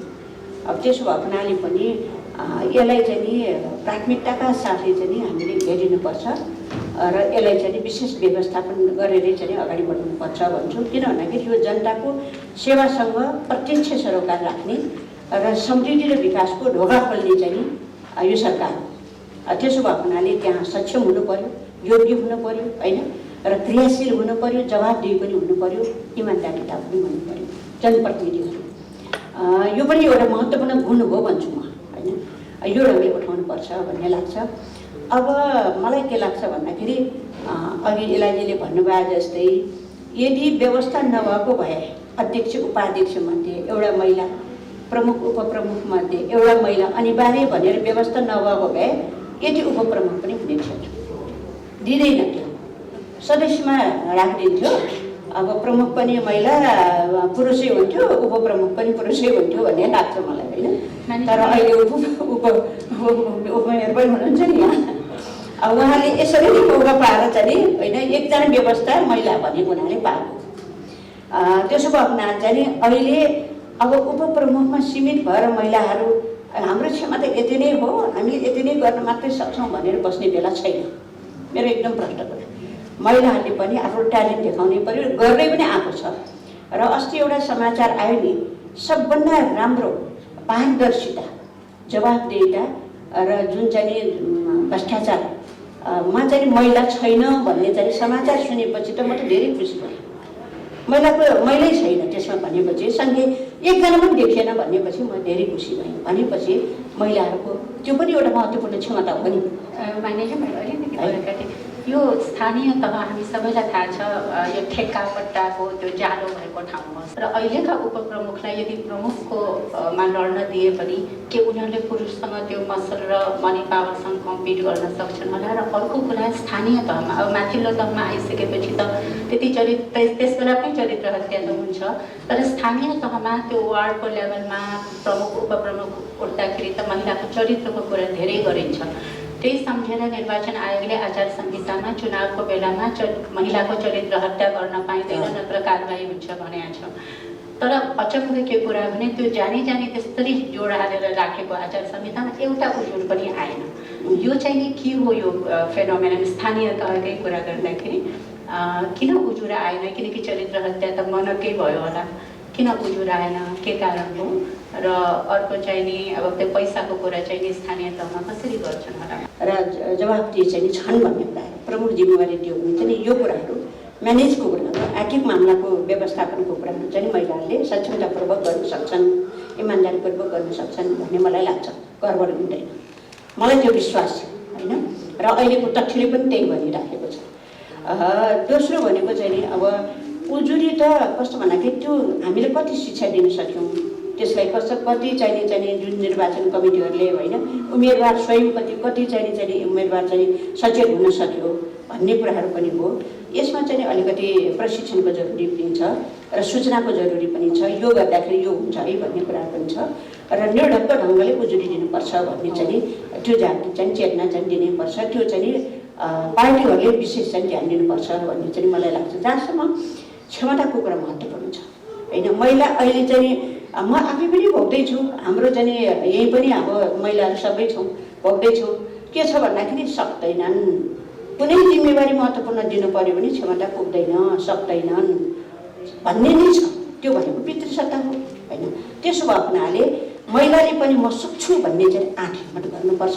त्यसको लागि आफ्नो क्षमता वृद्धि गर्ने है। क्षमता वृद्धि गर्ने भनेको 2-3 थरीको हुन्छ। एउटा स्व अध्ययनको कुराहरू, स्व मेहनतको कुराहरू होइन र आफैले पनि चाहिँ खोजी गर्ने कुराहरू क्षमता वृद्धि गर्नको लागि। दोस्रो भनेको पार्टीले पनि महिलाहरूलाई अगाडि बढाउनको लागि, क्षमता वृद्धि गर्नको लागि विशेष चाहिँ प्याकेजै चाहिँ योजनाहरू बनाएर एउटा प्रशिक्षण भन्नुहुन्छ नि हामीले विभिन्न विषयमा चाहिँ। अहिले त दुनियाँ त धेरै फरक भइसक्यो, धेरै विशाल पनि भइसक्यो। हिजोको जस्तो संलग्नताले हुँदैन, विषयहरू धेरै छन्। त्यो विषयमा चाहिँ राम्रैसँग प्रशिक्षित पनि गर्नुपर्छ भन्ने चाहिँ मलाई लाग्दछ होइन। र स्थानीय तहको सरकारले पनि सदस्यहरूलाई पनि दिनुपर्छ। यसरी चाहिँ म्यानेज गर्न सक्यो भने स्वयं महिलाहरूमा आत्मबल पनि बढ्छ होइन र क्षमता पनि वृद्धि हुन्छ र एक्सपोजर नभइकन, जिम्मेवारी नदिइकन र विश्वास नगरिकन म सक्छु भन्ने आँट पनि हुँदैन भन्ने लाग्छ। त्यसो भएको हुनाले पहिलो कुरा चाहिँ अब सबभन्दा हामीलाई छेकेको बाधक भनेको पितृसत्ता हो, पितृसत्तै हो। पितृसत्ताले महिलालाई पनि कमजोर बनाएको छ, त्यही पितृसत्ताले पुरुषलाई बहादुर बनाएको छ। महिला कमजोर छौँ भन्ने हामी ठान्छौँ होइन। त्यसको विरुद्ध चाहिँ वैचारिक सङ्घर्षै भन्छौँ होइन, सोचको सङ्घर्ष भन्छौँ नि। सोच चाहिँ प्रश्न महिला पुरुष समान छ, यो धारणाबाट अब जाने कि नजाने भन्ने कुराहरू घरदेखि नै सुरुवात गर्नुपर्छ, समाजमा सुरुवात गर्नुपर्छ, पार्टीभित्र गर्नुपर्छ होइन। त्यसो भएको हुनाले पार्टीभित्र पनि यो मापदण्ड तयार गर्नुपर्छ भन्छु। स्थानीय तहमा महिलालाई चाहिँ 33% कमिटीमा राख भन्नुको लागि त मापदण्ड चाहियो। विधानमा मापदण्ड तयार गर्नु पर्यो, विधानमा आधार तयार गर्नु पर्यो र त्यो ढङ्गले विधान बनाउनुपर्छ अब भन्ने चाहिँ मलाई लाग्छ कि त्यसले मात्रै चाहिँ एउटा विधि विधानमा चल्न सक्यो भने मात्रै महिलाहरू चाहिँ त्यहाँभित्रबाट छिर्न सक्छौँ भन्ने चाहिँ मलाई लाग्छ। त्यसै चाहिँ ल महिला भनेर 1-2जनाले दिएको घरमा चाहिँ अब हुँदैन। धेरैभन्दा धेरै महिलालाई चाहिँ हामीले त अगाडि बढाउनु पर्यो नि त।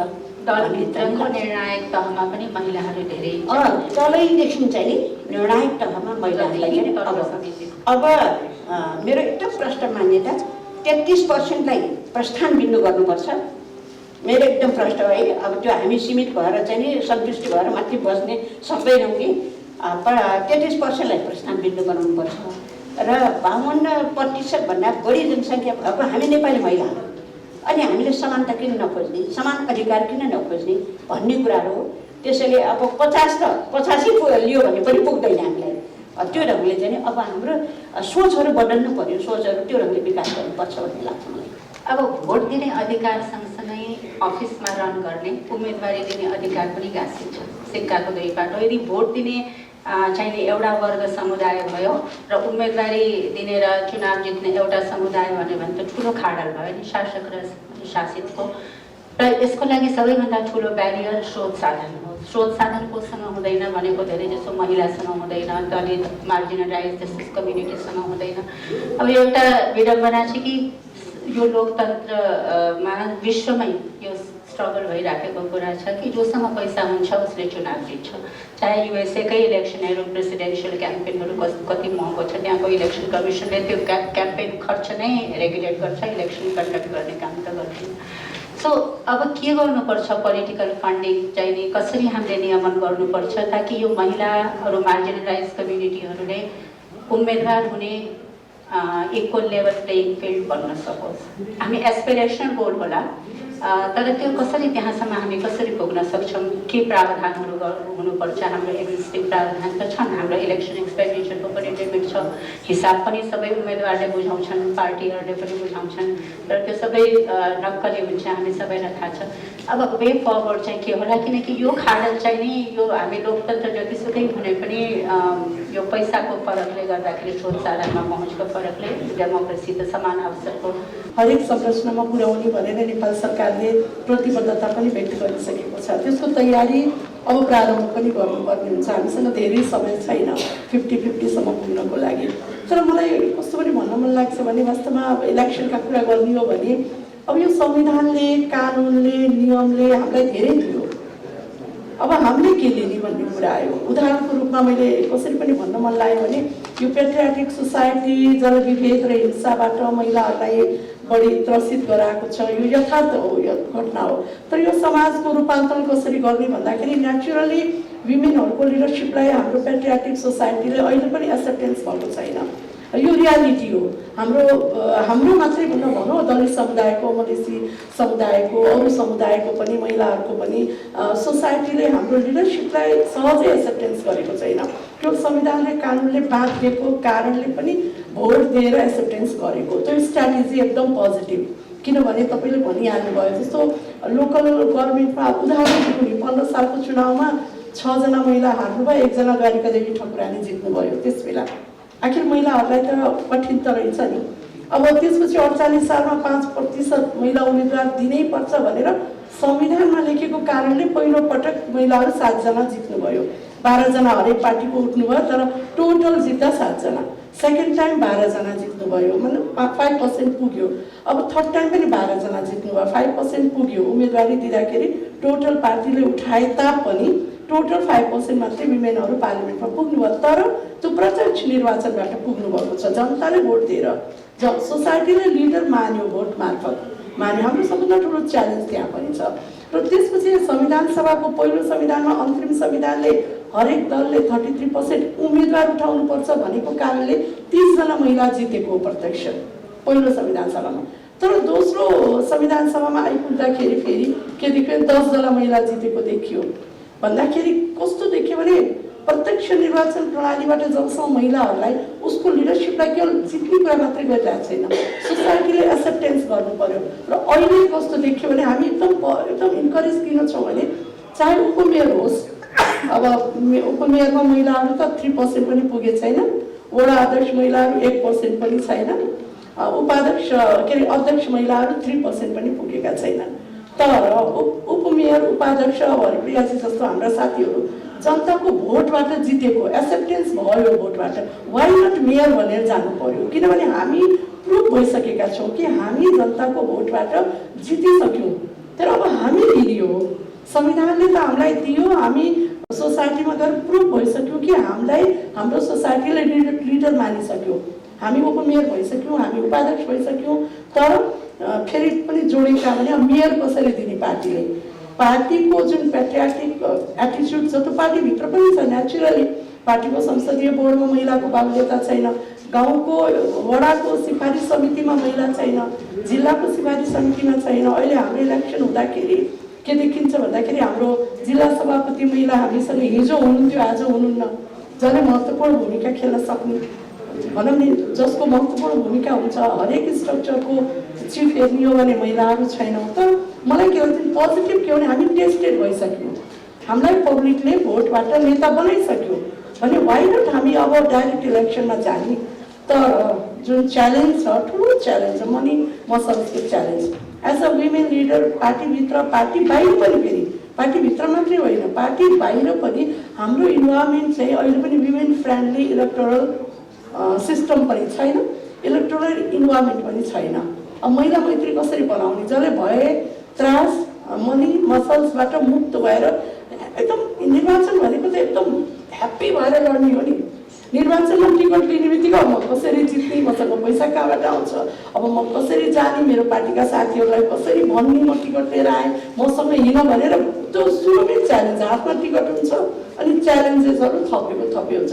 अब यो इन्जोय गरेर लड्नु पर्यो। कानुनी प्रावधान कस्तो चाहिन्छ? हुन्छ। अब यसमा मलाई के लाग्छ भने पहिला के हो भने पार्टीबाट बढीभन्दा बढी विमेनहरू दिनुपर्छ पहिलो कुरा होइन, किनभने यो इलेक्सनमा विमेनहरू टेस्टेड भइसकेको कारणले पनि women can win the election भन्ने प्रुभ भइसकेको छ। अब त्यहाँ धेरै हामीले टेस्ट गर्नु पर्दैन, धेरै हाम्रा जितेर आइसक्नु भएको छ। तर मलाई के लाग्छ जुन मनी र मसल्सको कुराहरू छ, मनीको कुरालाई पनि इलेक्सन कमिसनले एउटा रुल बनाउनुपर्छ, किनभने ओपन कुरा छ नि, हामीलाई निर्वाचन लड्नलाई जति सिलिङ तोक्छ त्यसको मोनिटरिङ गर्ने मेकानिजम कतिको स्ट्रङ छ? स्ट्रङ छ त? हामीलाई जुन सिलिङ तोक्छ निर्वाचन आयोगले यतिसम्म खर्च गर्न पाइन्छ, त्यसको सिलिङ चाहिँ तोक्ने अनि मोनिटरिङ गर्ने कसले? त्यसको लागि त्यो अनुसार खर्च भएको छ कि छैन भने निर्वाचन आयोगले हामीलाई भन्न सक्छ? भन्दा के देखिन्छ भने निर्वाचन आयोगले सिलिङ तोकिदिने, तर त्यो अनुसारको खर्च भयो कि भएन भनेर 77 जिल्लामा वा 165 निर्वाचन क्षेत्रमा मोनिटरिङ गर्ने मेकानिजम इफेक्टिभ छैन। त्यो निर्वाचन आयोगले यो कुरालाई अहिलेदेखि भन्नु पर्यो कि हामी मनीलाई खर्च गर्नेलाई पनि हामी कन्ट्रोल गर्छौँ, दण्डात्मक बनाउँछौँ। जबसम्म पनिस गर्दैनौँ, पनिस गर्दैनौँ तबसम्म यो निरुत्साहित हुँदैन। एउटा कुरा। अब रह्यो मसल्सको कुरा, अब मनी र मसल्स दुइटै एउटै हो खर्चको अनुसार, मनी र मसल्स। अनि महिलाहरूको तपाईँले भन्नुभयो क्यारेक्टरका कुराहरू छन्, भय त्रासको वातावरण छ, महिलाहरू नाइले हुन्थ्यो भने इन्भाइरोमेन्ट पार्टीभित्र पनि हुन्छ, पार्टी बाहिर पनि हुन्छ। फेरि त हामीलाई थाहा छ त्यो पार्टीको बिचमा एलायन्स पनि हुन्छ, खमा ऊ जितोस् कमा म जितौँ भन्ने एउटा पुरुषहरूको त मानसिकता त यथार्थ पनि हो, त्यो ढाक्नु पर्दैन, त्यो रियालिटी हो। त्यो के हो भने मनी र मसल्सबाट मात्र मुक्त गराउन सकियो। र तपाईँले भने जस्तै विभिन्न देशहरूमा छ, अरू देशहरूमा पनि छ, भोटको अनुपातमा जुन पब्लिक फन्डिङहरू दिने भन्ने कुराहरू छ, त्यसबाट पनि पार्टीलाई इन्करेज गराउन सकिन्छ। भोट जति बढी लिएर आउँछ उति बढी फन्डिङ स्टेटले दिन सक्छ। होइन हामी किन स्टार्ट नगर्ने त्यस्तो किसिमको? किनभने महिलाहरूको लागि सबभन्दा ठुलो च्यालेन्ज चाहिँ त्यही छ। च्यालेन्ज त्यो छ भने हामी जब इलेक्सन जित्न सक्छौँ तर हामी टिकट हातमा लिने बित्तिकै हामी टेन्सनबाट मुक्त हुँदैनौँ कि टेन्सनले हामी चुनाव लड्न जान्छौँ, इन्जोय गर्दैनौँ। होइन, इन्जोय गर्नु पऱ्यो नि, चुनावमा त हार जित त स्वीकार गरिन्छ, तर इन्जोय त हुनु पऱ्यो नि। त्यही भएर त्यसलाई कन्ट्रोल गर्नुको लागि मलाई के लाग्छ भने political parties, government, election commission र मेजर रोल चाहिँ इलेक्सन कमिसनको हुन्छ। उसले जुन किसिमको अब लहरू बनाएर यो भोटको यो फन्डिङ जुन अरू देशहरूमा छ त्यो किसिमबाट, हुन त अब अरू देशको चाहिँ डिरेक्ट इलेक्सन भन्दा पनि त्यो पिआरको इलेक्ट्रोल सिस्टम भएका देशहरूमा त्यस्तो बढी लहरू बनेको हामी देखेका छौँ। तर हामीले पनि त्यसलाई चाहिँ ल चाहिँ लिएर आएर दललाई चाहिँ हामी इन्करेज गर्न सक्छौँ, जति बढी भोट त्यो बढी फन्डिङ भनेर हामी ललाई अहिलेदेखि स्टार्ट गऱ्यौँ भने मलाई के लाग्छ भने लोकल इलेक्सनबाट त्यो हुन्छ र महिलाहरू एकदम इन्जोय गरेर टिकट लिएर एकदम रमाइलो गरेर सङ्गठनभित्र लडेर होइन चुनाव लड्न जाँदा त्यो मेन्टल टेन्सन नलिकन चाहिँ लड्न जान सकिन्छ। यदि मनी मसल्सलाई मात्रै डिस्करेज गरिदिने हो भने पार्टीभित्रको लडाइँ त आज चाहिँ हामी तयारी छौँ लड्नलाई। अब यो राजनीति भनेको चाहिँ यो तथ्य र तर्कको खेल भन्छु मैले चाहिँ। त्यसले गर्दाखेरि यसमा अलिकति हामीले तथ्य र तर्कमा पनि जानुपर्ने खालको र मैले चाहिँ यो बिचमा अब जस्तो के अरे कानुनी हिसाबबाट हामीले संवैधानिक र कानुनी कुराहरू त प्राप्त गऱ्यौँ, तर अब अर्थपूर्ण सहभागिताको जुन कुरा गरिरहेका छौँ र यो कुरालाई हेर्दा अहिले पनि हामीले संविधान र हाम्रो कानुनलाई हेर्ने भनेदेखि अब मैले यहाँ बिचमा एउटा कानुनसँग सम्बन्धित संस्थाले एउटा अध्ययन गरेको छ। त्यसमा एउटा त संविधानमै पनि अहिले सबैभन्दा ठुलो कुरो भनेको त हाम्रो चाहिँ वंशीय हकको कुरा अहिले पनि संविधानले दिएको छैन। त्यसले गर्दाखेरि त्यो सबैभन्दा फन्डामेन्टल कुरा हो भन्ने मलाई लाग्छ। र अर्को चाहिँ नि मौलिक हक चाहिँ सबैभन्दा चाहिँ अकाट्य हक भनेर हामीले भनेका छौँ, तर यो महिलाको हक भनेर जुन धारा 38मा हामीले व्यवस्था गरेका छौँ त्यो धारा मौलिक हकलाई कार्यान्वयन गर्नको लागि 3 वर्षभित्र कानुन बनाइसक्नुपर्छ भन्ने कुरो धारा 47मा लेखिएको छ। तर आजका मितिसम्म पनि हेर्दाखेरिमा धारा 38सँग बाजिएका चाहिँ नि 43वटा कानुन चाहिँ अहिलेसम्म पनि संशोधन भएको छैन। त्यसले गर्दाखेरिमा यो चाहिँ कानुन चाहिँ पर्याप्त बन्यो त भन्दाखेरिमा त्यो पनि बनेको छैन भन्ने चाहिँ मलाई चाहिँ लाग्छ। र अर्को चाहिँ अब यो सहभागिताको हिसाबले पनि हिजो एफटिआई अनिवार्य गरियो होइन प्रदेश र सङ्घीय तहमा भन्दा त्यो चाहिँ 3 वर्षभन्दा पहिला नै निर्वाचन हुन्छ, कानुन बनि नसकेको स्थितिमा नि एफटिआई भन्दा कम हुन हुँदैन है भन्ने खालको कुरा हो। अनि स्थानीय तहमा 40% कसलाई दिउँ त हामीले सदस्यलाई दिउँ तर वडा अध्यक्ष अहिले पनि हेर्ने भनेदेखि के अरे 6743 वटा वडामा जम्मा 92 जना चाहिँ महिलाहरू वडा अध्यक्ष हुनुहुन्छ त्यो जो चाहिँ डिसिजन मेकर हो त्यसले गर्दा हामीले पर्सेन्टेज मात्र गरेर हुँदैन डिसिजन गर्ने ठाउँमा चाहिँ पुगेका छन् कि छैनन् भन्ने हिसाबबाट चाहिँ हेर्नुपर्छ भन्ने लाग्छ त्यसले गर्दाखेरि त्यो हिजोको स्थितिमा चाहिँ नि कानुन नबन्दाखेरिमा पनि भनेर चाहिँ नि मौलिक हकसँग बाजिएको स्थितिमा पनि त्यो कार्यान्वयन भएको हो अब आउने निर्वाचनमा मौलिक हकसँग नबाजिने गरी निर्वाचनमा जानुपर्छ कि पर्दैन आजको सबभन्दा ठुलो क्वेसन हो भन्ने मलाई चाहिँ त्यो एउटा लाग्छ अर्को मैले एक दुईवटा कुरा चाहिँ थप्न चाहेँ अर्को यो महिलाको भूमिकाको बारेमा हामी जहिले पनि महिलाको क्षमतामा जुन क्वेसन गरिरहेछौँ नि यो पनि अब चाहिँ अलिकति तथ्य र तर्कको आधारमा बोल्नुपर्छ भन्ने मलाई चाहिँ लाग्छ धेरै चाहिँ त्यो क्वेसन उठिसके पछाडि मैले मेरो भर्खरै आएको एउटा धरतीमाथिको दाबी भन्ने किताबमा एउटा आर्टिकल मैले देखेको छु त्यो भनेको 64 70 को 2वटा चाहिँ संविधान सभा त्यस पछाडि चाहिँ अहिलेको प्रतिनिधि सभाको 4वटा अधिवेशनमा महिला र पुरुषहरूको सहभागिता कस्तो रहेछ भन्ने हिसाबले हेर्दाखेरिमा महिलाहरूको जति सहभागिता छ त्योभन्दा कम पर्सेन्टेज उहाँहरूको विधेयक बनाउने ठाउँमा कम छैन बजेटमा छलफल गर्ने ठाउँमा कम छैन हिजो त्यो संविधानको मस्यौदामा छलफल गर्ने ठाउँमा कम छैन त्यो शून्य समय विशेष समयदेखि लिएर सङ्कल्प प्रस्ताव होइन जरुरी सार्वजनिक महत्त्वको प्रस्ताव र प्रश्नहरू उठाउने ठाउँमा कम छैन भने हामी सधैँभरि महिलाको भूमिकामाथि किन क्वेसन गर्छौँ त्यसले गर्दाखेरि बरु यो चाहिँ नि पछाडि परिएको किनारामा पारिएको समुदायको बारेमा मेन स्ट्रिममा रहेको चाहिँ नि होइन मूलधारमा रहेको चाहिँ नि नेताहरू अहिलेसम्म किन बोल्दैनन् हामी क्वेसन किन गरिरहेको छैनौँ अब हामीले क्वेसन त्यता गर्नुपर्छ भन्ने लाग्छ त्यसले गर्दाखेरि यो चाहिँ नि निरन्तरताको कुरा अघि उहाँहरूले जुन भन्नुभएको छ त्यो चाहिँ हामीले निरन्तरता कसरी दिने भन्ने अहिलेको ठुलो चुनौती हो भन्ने लाग्छ हामीले 54 सालमा निर्वाचित गरेको 40,000 महिलाहरूलाई राजनीतिमा निरन्तरता दिन सकेको थियो भने आज यो चाहिँ हामी यो खालको प्रश्न उठाउनु पर्दैन थियो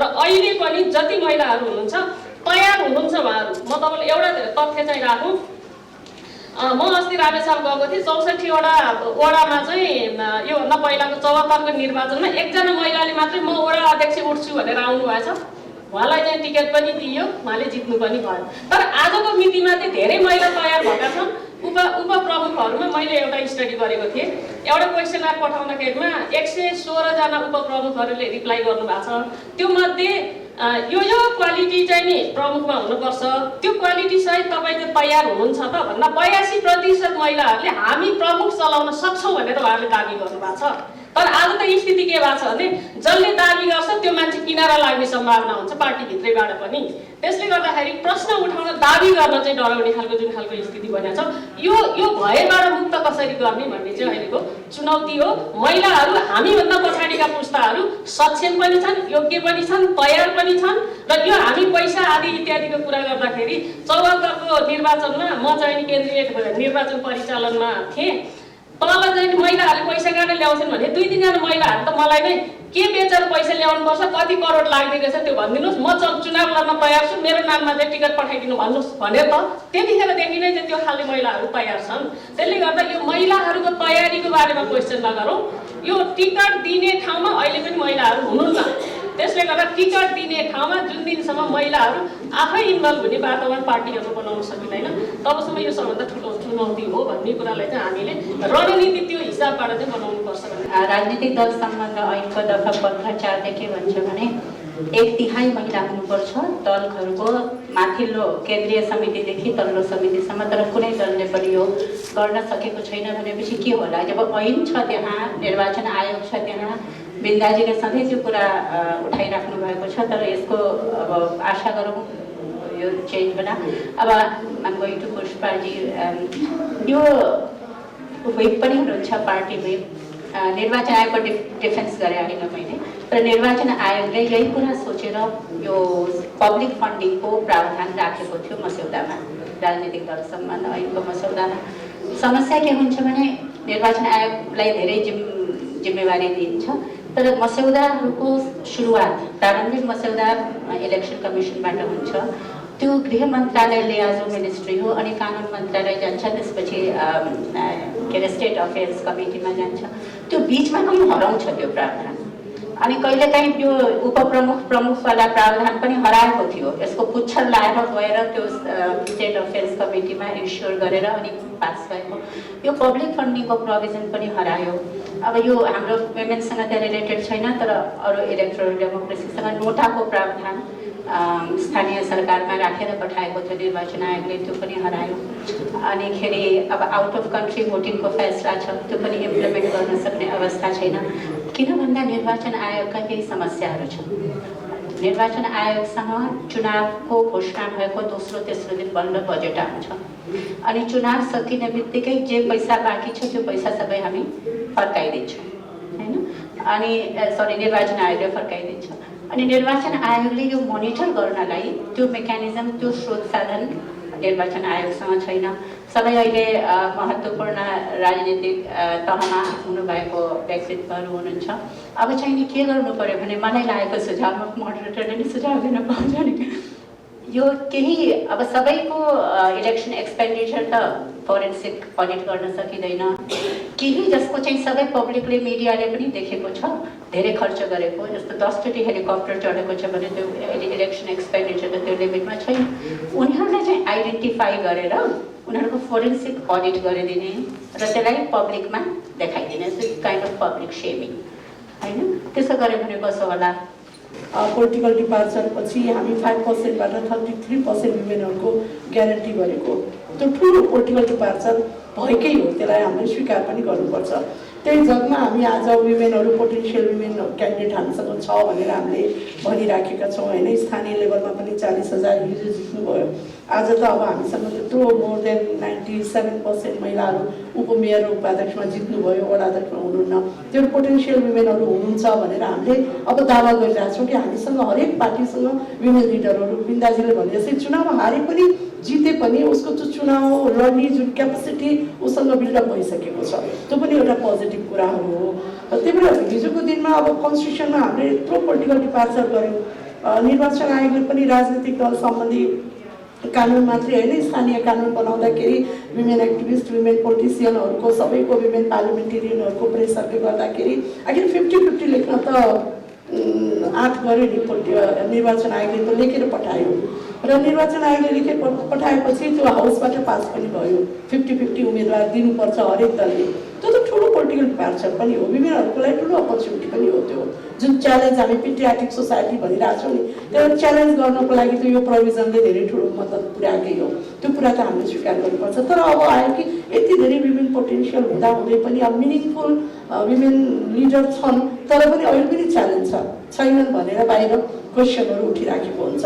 त्यो वुमेन लिडरलाई कसरी बचाउन सकिन्छ? गाउँको महिलाहरू जो पार्टीमा लगानी गरेको छन्, लामो समय लगानी गर्नुभएको छ, उहाँहरूलाई कसरी हामीले माथिबाट प्रोटेक्ट गर्न सक्छौँ भन्दाखेरि इलेक्सनमा गो अहेड, हामी माथि छौँ, कानुन छ, निर्वाचन आयोग छ होइन, गो अहेड भन्न त पऱ्यो नि। त्यो इन्भाइरोमेन्ट त क्रिएट गरिदिनु पऱ्यो। त्यो इन्भाइरोमेन्ट क्रिएट गर्ने एउटा कडी चाहिँ निर्वाचन आयोग पनि हो। र तपाईँले भने जस्तै मलाई के लाग्छ भने कोड अफ कन्डक्टका कुरा पनि हामीले अलिकति कडा ढङ्गबाट, जुन तपाईँले भन्नुभयो नि फन्डिङको लहरू, अब अहिले तत्कालै निर्वाचन, स्थानीय निर्वाचन अगाडि बाहिरको जस्तो हामीले ल बनाउनलाई अलिकति समयको पाबन्दी पनि छ। तर कोड अफ कन्डक्ट त निर्वाचन आयोगले अलिक कडा रूपबाट बनाउन सक्छ। अबको चुनावलाई, तत्कालै 3 महिनापछि हुने चुनावलाई आचार संहिता अलिक कडा रूपबाट बनाउन सक्छ। किनभने त्यो आचार संहिताको कार्यविधि त तत्काल लागू हुने हो। सबै पार्टीको प्रतिबद्धता हुन्छ निर्वाचन आयोगमा। अनि निर्वाचन आयोगले अब पहिलो स्थानीय निर्वाचनलाई चाहिँ कोड अफ कन्डक्ट लगाएर महिलाहरू वा समावेशी प्रतिनिधित्वलाई इन्करेज गर्नको लागि, त्यो इन्भाइरोमेन्ट क्रिएट गर्नको लागि कोड अफ कन्डक्ट अलिकति कडा बनाउनुपर्छ। अब पछि नेसनल इलेक्सनको लागि अलिकति हामीसँग टाइम पनि हुन्छ। त्यसको लागि बरु फन्डिङको लागि जुन हामीले जुन कुरा गरिरहेको छौँ, कानुन बनाएर जुन पार्टीहरूलाई फन्डहरू दिने स्टेटले भन्ने कुरा गरिरहेको छौँ, त्यतातर्फ मलाई लाग्छ निर्वाचन आयोगले पहल कदमी गर्यो भने असम्भव छ जस्तो मलाई लाग्दैन। त्यस्तो रूपबाट हामी जान चाहिँ सक्छौँ जस्तो लागिरहेको छ। एउटा मान्य आरजुजीलाई यो प्रश्न, उहाँले अघिको आफ्नो रिमार्क्समा भन्नुभएको थियो महिलामा पनि त्यही परिवर्तन चाहिन्छ कि हामीहरूलाई चाहिँ नम्र हुन, सुसंस्कारी हुन। अब हामी सुसंस्कारी हुने, नम्र हुने कि हामी प्रोफेसनल हुने होइन? जस्तो हाम्रो भाषा पनि अब हामीले सधैँ आफूलाई प्राथमिकतामा पछाडि राख्छौँ होइन? हामीलाई के सिकाइएको छ भने हामीले गर्दा अरूलाई दुःख हुन्छ कि भन्ने त्यो एटिट्युडले हामीले सबैतिर हेर्छौँ। अनि हाम्रो मर्यादाको परिभाषा, हाम्रो अनरको परिभाषा पितृसत्तात्मक समाजले तोकेको छ। एउटा मार्क ट्वेनको भनाइ छ, the difference between the right word and the nearly right word is like of त्यो फायरफ्लाई र लाइटनिङको क्या। त्यो हामीहरूको शब्द चयन पनि, जस्तो हामीले कुरा गर्दाखेरि यस्तो गर्न मिल्छ कि भनेर सोध्छौँ, यसो गर भन्दैन, द्याट एसर्टिभनेस इज मिसिङ। सो यो विषयमा हाम्रो यो ट्रान्जिसनको जुन पिँढी छ, यो त हामी यो पिँढीबाट गुज्रदैछौँ, यो चाहिँ नि कसरी रिजल्भ होला, कसरी वुमेनलाई हामीले बढी असर्टिभ बनाउन सक्छौँ कि उनीहरूले आफ्नो भएको अधिकारलाई पनि राम्रोसँग प्रयोग गर्न सकुन्। कि एकदम पोलाइट भएर यसो भनेको जस्तो जसले पनि देख्छ। सोशलाइजेसन प्रोसेस हुन्छ नि, सामाजिकीकरण। हामीले जसरी आफ्नो छोराछोरीलाई हुर्काउँछौँ एक्ज्याक्ट सेम गरेर हुर्काउनु जरुरी छ। म चाहिँ आज नेता हुन पछिको कारण, अब जति पनि नम्र भए पनि मेरो माइतीमा चाहिँ म र मेरो भाइलाई एक्ज्याक्ट सेम ट्रिटमेन्ट थियो, सेम एन्करेजमेन्ट थियो, कुनै कुरामा भेदभाव थिएन। र for a long time I never, मलाई थाहा पनि थिएन कि छोरा र छोरीमा भेदभाव हुन्छ भनेर। त्यस्तो किसिमको हुर्काइबाट हामीले हाम्रो समाजलाई इक्वालिटीको परिवेश देखाउन सक्छौँ होला। र हामी हरेक महिलाले आफ्नो छोरालाई हुर्काउँदा पनि हाउ टु रिस्पेक्ट वुमेन, महिलाहरूलाई चाहिँ तिमीले सम्मान गर्नुपर्छ, महिलाकै भनौँ न आडमा चाहिँ समाज टिकेको छ भन्ने कुरालाई एउटा त्यो सम्झाउनु पर्यो। र महिला हामी आफै, किन हामी सबै त एउटा जेनेरेसन त आइसक्यौँ, अब यो त फ्युचरमा अब अहिले हामीले गर्ने काम होला। तर हामी जो अहिले मौजुदा छौँ, हामीले आफूलाई रिमाइन्ड गर्नुपर्छ, एउटा दुईवटा पाइला पछाडि लिएर पनि ए मेरो अधिकार यो छ है, आफूलाई रिमाइन्ड गर्नुपर्ने एकदमै ठुलो जरुरी हुँदो रहेछ। र हामी जस्तो महिलाहरू जो चाहिँ एउटा सामाजिक परिवेशमा पनि बस्छौँ, हामी सबै सामाजिक प्राणी हो होइन, सामाजिक परिवेशमा बसेका छौँ, हामी एउटा भनौँ न यो सांस्कृतिक परिवेशमा बसेका छौँ, त्यो परिवेशलाई हामीले कसरी मोडिफाई गर्ने। र हाम्रो एटलिस्ट अब एज अ हिन्दू होइन धेरै ठुलो परिवेश छ हाम्रो समाजको, धेरै एक्जाम्पलहरू छ। खालि यो सेक्रिफाइस मात्रै गर्नुपर्ने, सावित्री र सीताको मोडमा मात्रै किन जान्छौँ, हामी दुर्गा काली किन नहौँ? त्यो त हामीलाई छ नि त एक्जाम्पल। भगवान्हरूले पनि नसकेपछि त सबै शक्ति एक ठाउँमा राखेर त्यो चण्डिका देवी क्रिएट गरे होइन त, मेलले नसकेपछि त वुमेनले गर्ने रहेछ त। सो त्यसलाई हेरौँ न। आई रिमेम्बर म बिहा भएको थिएन, मलाई तिम्रो आइडल को हो भनेर एउटा म्यागजिनले सोध्यो कि। सो आई थट मेरो आइडल त द्रौपदी हो। सो यति धेरै यु क्यान इमेजिन नेपाली समाज आजभन्दा 30 वर्ष अगाडिको अनम्यारिड राणा गर्ल फ्रन्ट पेजमा म्यागजिनमा आयो, मुख छाप्यो, उहाँको आइडल द्रौपदी। कति त्यो बेला थ्याङ्क गड सोसियल मिडिया थिएन, कतिले मलाई कमेन्ट गरे होला। अनि मेरै अफिसको कोलिग एकजना हुन्थ्यो, मभन्दा 20 वर्ष जेठो। त्यो पढाइको हिसाबले कस्तो पर्यो भने मभन्दा मेरो सबै बराबरीको कोलिग 20 वर्ष जेठो, उहाँले मलाई आएर अब मजाक उडाउनु, ओ म्याडम तपाईँको त द्रौपदी नै नि। I got so angry. द्रौपदीको मतलब तपाईँलाई थाहा छ? उसले चाहिँ she stood up for rights, she made sure she was avenged. मैले त्यो भनेको Draupadi, somebody who stands for rights. I'm not saying I want 5 husbands, and even if I want, what's your problem? त्यो भन्न सक्ने हिम्मत हामीले राख्न सक्छौँ। र हाम्रो आफ्नै सामाजिक परिवेशमा हामीलाई एम्पल एक्जाम्पल्स छ। हामी किन चाहिँ त्यो रुन्चे एक्जाम्पलहरू लिने, हामी किन पावरफुल एक्जाम्पल नलिने? सो त्यसले पनि different ways of being.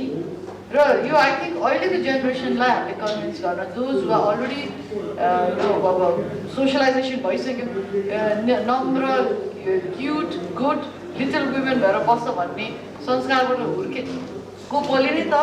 Every year Durga, काली, सरस्वती, लक्ष्मी, आखिरमा त चाहिने त सबैजनालाई पावर त्यही हो नि कि होइन? मेनले कसलाई वर्सिप गर्छ कि दुर्गालाई गर्छ।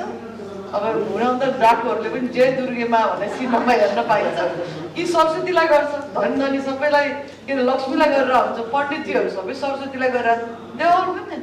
हाम्रो जस्तो समाजमा पावरफुल वुमेन हुँदा हुँदै हामीले त्यतातिर हाम्रो आफ्नो संस्कार, संस्कृति, सामाजिक परिवेशलाई किन नमोड्ने? Men should also realize that, not only women. Every man in this world, every man in this room knows in his heart how much he owes to his mother. How much you owe to your mother. बाउको नाम होला, बाउले तपाईलाई संरक्षण दिनुभयो होला, त्यसबाट धेरै कुरा बाउको धन सम्पत्ति थियो होला, तर के तपाईको आमाले तपाईलाई एभ्री डे जन्मिने बित्तिकै दुध नखाँदा भए, तपाईलाई नुहाइदिएर धुलाइदिएर तेल घसाएर घाममा नसुकाए आज तपाई हुनुहुन्थ्यो यो ठाउँमा? त्यो कसले गर्यो? तपाईको आमाले होइन? So how powerful is the mother? त्यो चाहिँ हामीले I think menलाई पनि womenलाई पनि भन्न जरुरी छ. Because I think each woman is powerful.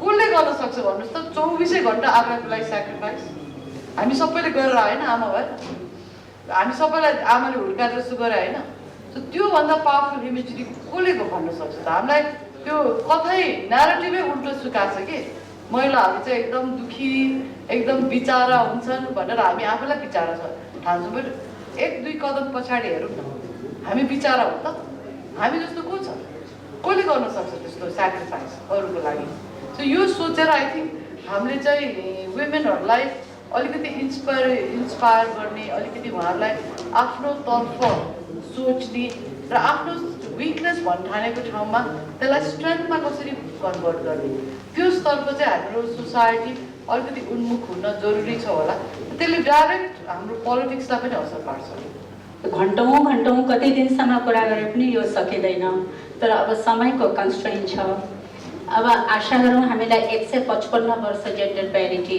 Achieve गर्न नलागोस् र एसडीजी को अनुसार 2050 सालमा हामीले यो अचिभ गर्छौँ किनकि जुन किसिमको प्रतिनिधित्वको सुनिश्चितता भएको छ क्वालिटीको कुरा अहिले त आउँछ बिस्तारै एक्सपोजर पहिला कि अनुभव पहिला भन्ने कुरा अबको अवस्थामा चाहिँ मलाई चाहिँ के लाग्छ भने यहाँको सबैको योगदान यत्रो लामो सङ्घर्षले गर्दा हामी नेपालमा यो प्रतिनिधित्वको कुरा गर्दाखेरि राजनीतिक we are sitting on a silent revolution यो यस्तो अब अर्को निर्वाचन चक्र अर्को निर्वाचनपछि यो रोकेर रोकिँदैन यो आवाज पनि भइराखेको छैन के एउटा मौन क्रान्ति भइराखेको छ जसलाई यो स्थानीय सरकारले खास गरी यो हामीले रियलाइज पनि गरेका छैनौँ च्यालेन्जेस छन् यहाँको स्ट्रगल अहिले सकिँदैन र आउने पिँढीको पनि नसकिएला तर थिङ्स विल बिकम बेटर अब यो नोटमा हामी क्वेसन आन्सरको सुरु गरौँ आफ्नो परिचय सहित छोटोमा कसलाई प्रश्न गर्नुभएको हो त्यो पनि भनेर प्रश्न राखिदिनु होला म मानव अधिकारको विषयमा अलिकति चासो राख्छु र त्यसमा काम गर्छु यहाँ सबैबाट सुन्ने खुसी लाग्यो र एउटा अघि आयो अस्ट्रेलियाले भन्नु एकता र सङ्घर्ष मलाई लाग्छ यो नै सबभन्दा ठुलो कुरा र तथ्यमा आधारित तर्क गर्नुपर्छ भन्ने पनि आयो धेरै कुराहरू हामीले सुनौँ र एउटै समस्यामा हामी धेरै जसो चाहिने कुरा गरिरहेको जस्तो लाग्छ मलाई त्यो के हो भने महिलाहरूको अब त्यो चाहिँ नि अहिले आजले भने जस्तो कस्तो कस्तो परिवारबाट हुर्किया भन्ने पनि कुरा हुँदो रहेछ तर हामीले हेर्ने भने त फेरि एकदम गाउँघरमा जहाँ हाम्रो पपुलेसन सबभन्दा धेरै बस्छ त्यहाँको महिलाहरूको बारेमा कुरा गर्नुपर्ने हो नि त त्यहाँ भनेको कस्तो स्थिति छ भन्दा भर्खरै पनि मैले एकजना एउटा न्युजमा पढिरहेको थिएँ शिक्षक प्रधानाध्यापक हुनको लागि त्यो प्रधानाध्यापक हुने ठाउँसम्म पुग्नलाई उहाँले कति स्ट्रगल गर्नु पर्यो भनेर यो भोजपुरको सायद एउटा मैले पढिरहेको थिएँ मैले भन्नु खोजेको चाहिँ के हो भने हामीले आज 8 मार्चको दिनमा कुरा गर्दाखेरि हामीले जब पोजिसनमा हामी पुग्छौँ त्यसपछि हामी पनि सिस्टममा चाहिँ नि त्यसको सिस्टमले हामीलाई चाहिँ नि त्यहीभित्र हामी एडप्ट पो भइदिन्छौँ कि जस्तो कहिले कहिले लाग्छ मलाई त्यो के हो भने जस्तो इलाजी हुनुभयो उहाँ इलेक्सन कमिसनर हुनुहुन्थ्यो अब हामी कहाँ चाहिँ एउटा रिचुअल गर्ने चलन छ हामी पनि गर्छौँ कुनै प्रोग्राम गर्नु पर्यो भने नाम लियो सबै चाहिँ पुरुषहरूका नाम आउँछ एउटा महिला भएर के भन्ला हो अरूले हेर्नुहोस् है के भन्ला है अरूले भनेर त्यो अरूभित्र चाहिँ तपाईँकै अनुहार आउँछ फेरि अरूको अनुहार आउँदैन जसले बोल्छ त्यसैको अनुहार आउँछ नि त त्यो एउटा रिचुअल आएको छ त्यो रिचुअललाई ब्रेक गर्ने कसरी भन्दाखेरि मलाई के लाग्छ भने दुईटा हाम्रो स्ट्राटेजी हुनुपर्छ जस्तो लाग्छ। आज 33% पनि त्यो लडाइँ खालि महिलाहरूले मात्रै लडेर आएको होइन, हामी पनि सँगसँगै छौँ भनेर मैले पुरुष पनि सँगसँगै छन्, हामी सबै सँगसँगै भएको हुनाले सम्झनामा आउँछ मलाई 46 सालको परिवर्तनपछि महिलाहरूको बारेमा धेरै हामी सबै लागेका छौँ।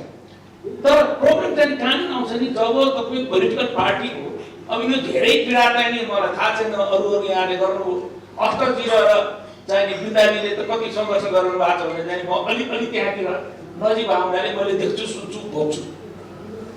मलाई के लाग्छ भने महिला विभाग भन्ने कुरो तपाईँहरू सबै पार्टी होइन, त्यो महिला विभागले आफ्नो पार्टीको मात्रै कुरा गर्ने हो कि अलिक ककसुन कुरा आयो। महिलाहरूलाई अब आउने स्थानीय चुनावमा तिमीहरूले यसरी चाहिँ देऊ भनेर हामीले कलेक्टिभली केही गर्न सक्छौँ सक्दैन। इन्टर पार्टी महिला विभागहरू जस्तो तपाईँ जति पनि हुनुहुन्छ त्यहाँका महिलाहरू, त्यहाँका महिला नेत्रीहरूले यो अबको चुनावमा स्थानीयमा जस्तो उपप्रमुख भएर जस्तै राम्रोसित काम गर्छ उसलाई प्रमुख किन उठाउने प्रश्न त हामीले गर्नु पर्यो नि।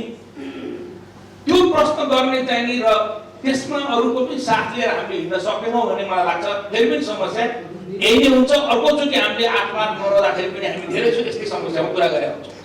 यो अहिले आएको पनि धेरै ठुलो सङ्घर्ष गरेर संविधानमा लेखिएको हुनाले अझ कानुनको बारेमा त तपाईँले भन्नुभयो कानुन त लागू नै भएको छ, तर त्यो कानुन लागू गराउने कसरी भन्ने कुरामा मलाई लाग्छ पार्टीहरूलाई प्रेसर दिनको लागि यसपालि बिन्दाजीले एउटा प्रयत्न गर्नु तपाईँ गर्नुभएको थियो पार्टीमा चाहिँ नि पदाधिकारीहरूमा कति चाहिन्छ भनेर होइन, त्यसमध्ये अब को आउनुभयो भने लाग्दैन म, तर केही चाहिँ आउनुभयो तपाईँहरू त्यति नगरेर त्यो पनि हुन्छ। त्यसैले तर यो एउटा पार्टीले अर्को पार्टीलाई पनि सघाउँ मेरो भनाइ नेपाली काङ्ग्रेस वा एमाले वा अरू तपाईँको समाजवादी जनता पार्टी होइन सबैका चाहिँ नि महिलाहरू एक ठाउँमा आएर यसपालि टिकट दिँदाखेरि यसरी देऊ भनेर हामीहरूले केही भन्न सक्छौँ कि सक्दैनौँ र त्यसको लागि हामी अरूहरूलाई पनि मोबिलाइज गर्न सक्छौँ सक्दैनौँ भन्ने कुरो लाग्छ। जबसम्म अनि अर्को कुरो चाहिँ नि हरेक निकायमा 33% भन्ने तर त्यो पार्लियामेन्टमा मात्रै हो र होइन नि, इन्टर पार्टी कमिटीहरूमा पनि त त्यो हुनु पर्यो। त्यसको लागि स्ट्राटेजी के हो, हामी कसरी जान सक्छौँ यिनीहरू नै लागू भएको छैन। त्यसैले अब चाहिँ इलेक्सन कमिसन पनि त्यसमा लाग्नु पर्यो भन्ने कुरा गर्छु म चाहिँ। इलेक्सन कमिसनले पनि त यो ऐनमा यो छ, अब सायद तपाईँ फेरि तपाईँलाई दोहोऱ्याएर आएर किन दिँदैन प्रश्न मेरो त्यो पनि छ। तपाईँ सक्षम हुनु त you know better than me होइन, तपाईँलाई कस्तो डिपार्टमेन्ट दियो होला म अन्दाज गर्न सक्छु, त्यतिखेर पनि भेट हुन्थ्यो भन्दाखेरि यो जुन माइन्डसेट छ त्यो माइन्डसेट चेन्ज गर्नको लागि चाहिँ मलाई लाग्छ we need to fight together. र त्यसमा तपाईँहरू जो नेतृत्वमा हुनुहुन्छ पार्टीको तपाईँहरूको पनि पार्टीको बिचको सहयोग चाहिँ हुनु पर्यो। हाम्रा गठबन्धन पावरको लागि चाहिँ हामी गठबन्धन बनाउन तयार हुन्छौँ, सिट एडजस्टमेन्ट गर्न तयार हुन्छौँ, तर महिला अधिकारको लागि चाहिँ नि पार्टीहरूको चाहिँ किन तयार भइरहेको छैन भन्ने कुरो मेरो त्यति मात्रै हो। म अलिकति महिलाको क्षेत्र प्लस अहिले राजनीति र निर्वाचन क्षेत्रमा काम गर्छु धेरै लामो समय र यो अहिले जुन निर्वाचन र राजनीतिसम्म चल्ने 9वटा कानुन छ त्यसको मस्यौदा गर्ने बेलामा पनि हेभिली इन्भल्भ भएको छु। म उहाँको परिचय दिन्छु कुराकानी। उहाँ आइएफएसको डेपुटी डाइरेक्टर हुनुहुन्छ र जुन निर्वाचन आयोगले कानुनको मस्यौदाहरू गरेको छ त्यसको टेक्निकल सपोर्ट सबै आइएफएसबाट र अहिले पनि एउटा इन्टिग्रेटेड ल बनाउनलाई क्याबिनेटले पास गरेको छ र त्यसको मस्यौदा निर्वाचन आयोगमा तयार भइसकेको छ। यहाँ चलेका कतिवटा बुँदामा जस्तो अध्यक्षमा अब महिला 50-50% देऊ पार्टी भन्ने प्रावधान पनि त्यहाँ राखेको छ। अब पार्लियामेन्टमा यहाँहरू सबै हुनुहुन्छ, त्यो लगाएपछि पास गरिदिने रोलमा यहाँहरू हुनुहुन्छ। तर मैले प्रश्न यहाँ कहाँनिर राख्न खोजेको भने अघि यहाँहरूले उठाएकै कुरा हो, अहिले हामी निर्वाचन आयोगलाई त सहयोग गर्छौँ, सँगसँगै हामी निर्वाचित प्रतिनिधिसँग पनि केही काम गर्छौँ। 1200 जति महिला निर्वाचित महिला स्थानीय तहमा प्रदेश 1 र प्रदेश 2 मा उठेर आउने समानुपातिक त बिर्सिहाल्यो। अनि यसले तोकेको प्रावधान 33% देऊ भन्यो। यहाँ हुने पार्टीहरूको नेपाली काङ्ग्रेस एमाले अरू पार्टीको हामीले अस्तिको चाहिँ भएको यहाँहरूको चुनाव पार्टीभित्रको चुनावलाई निहालेर हेऱ्यौँ। त्यो हेर्दा पनि के लाग्यो भने त्यो 33% हरेक समितिमा पुर्याउनु भनेको पार्टीहरूले केही कोटाको व्यवधान गर्नुभएको छ। स्थिति के छ भने फर एक्जाम्पल त्यहाँ महिला कोटामै जति पनि उम्मेदवारले पनि त्यही कोटाभित्र चुनाव लड्नुपर्ने स्थिति देखियो।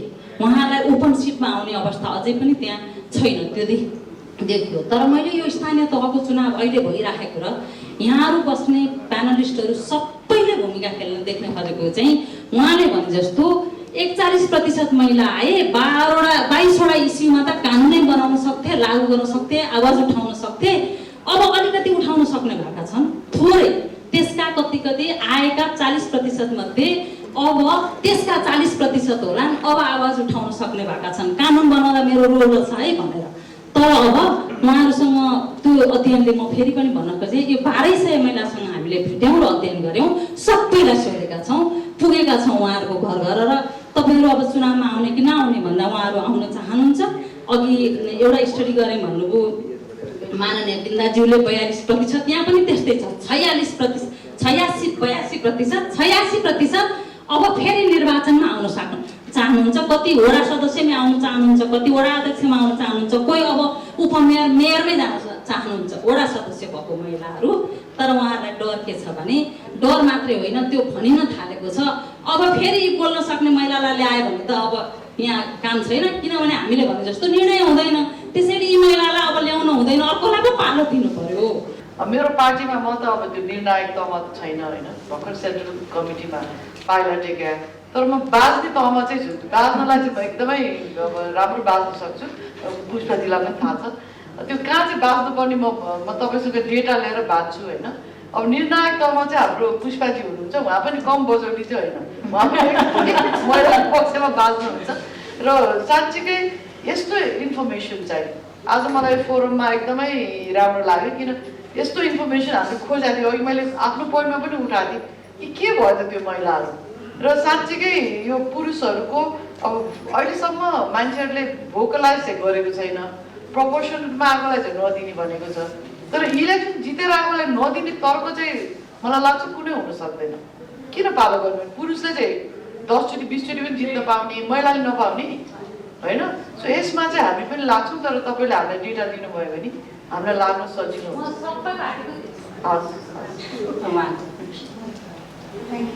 फर्स्ट लेडी र अनरेबल सबै पावरफुल वुमेनहरूलाई चाहिँ, किनभने you all represent one party or the other.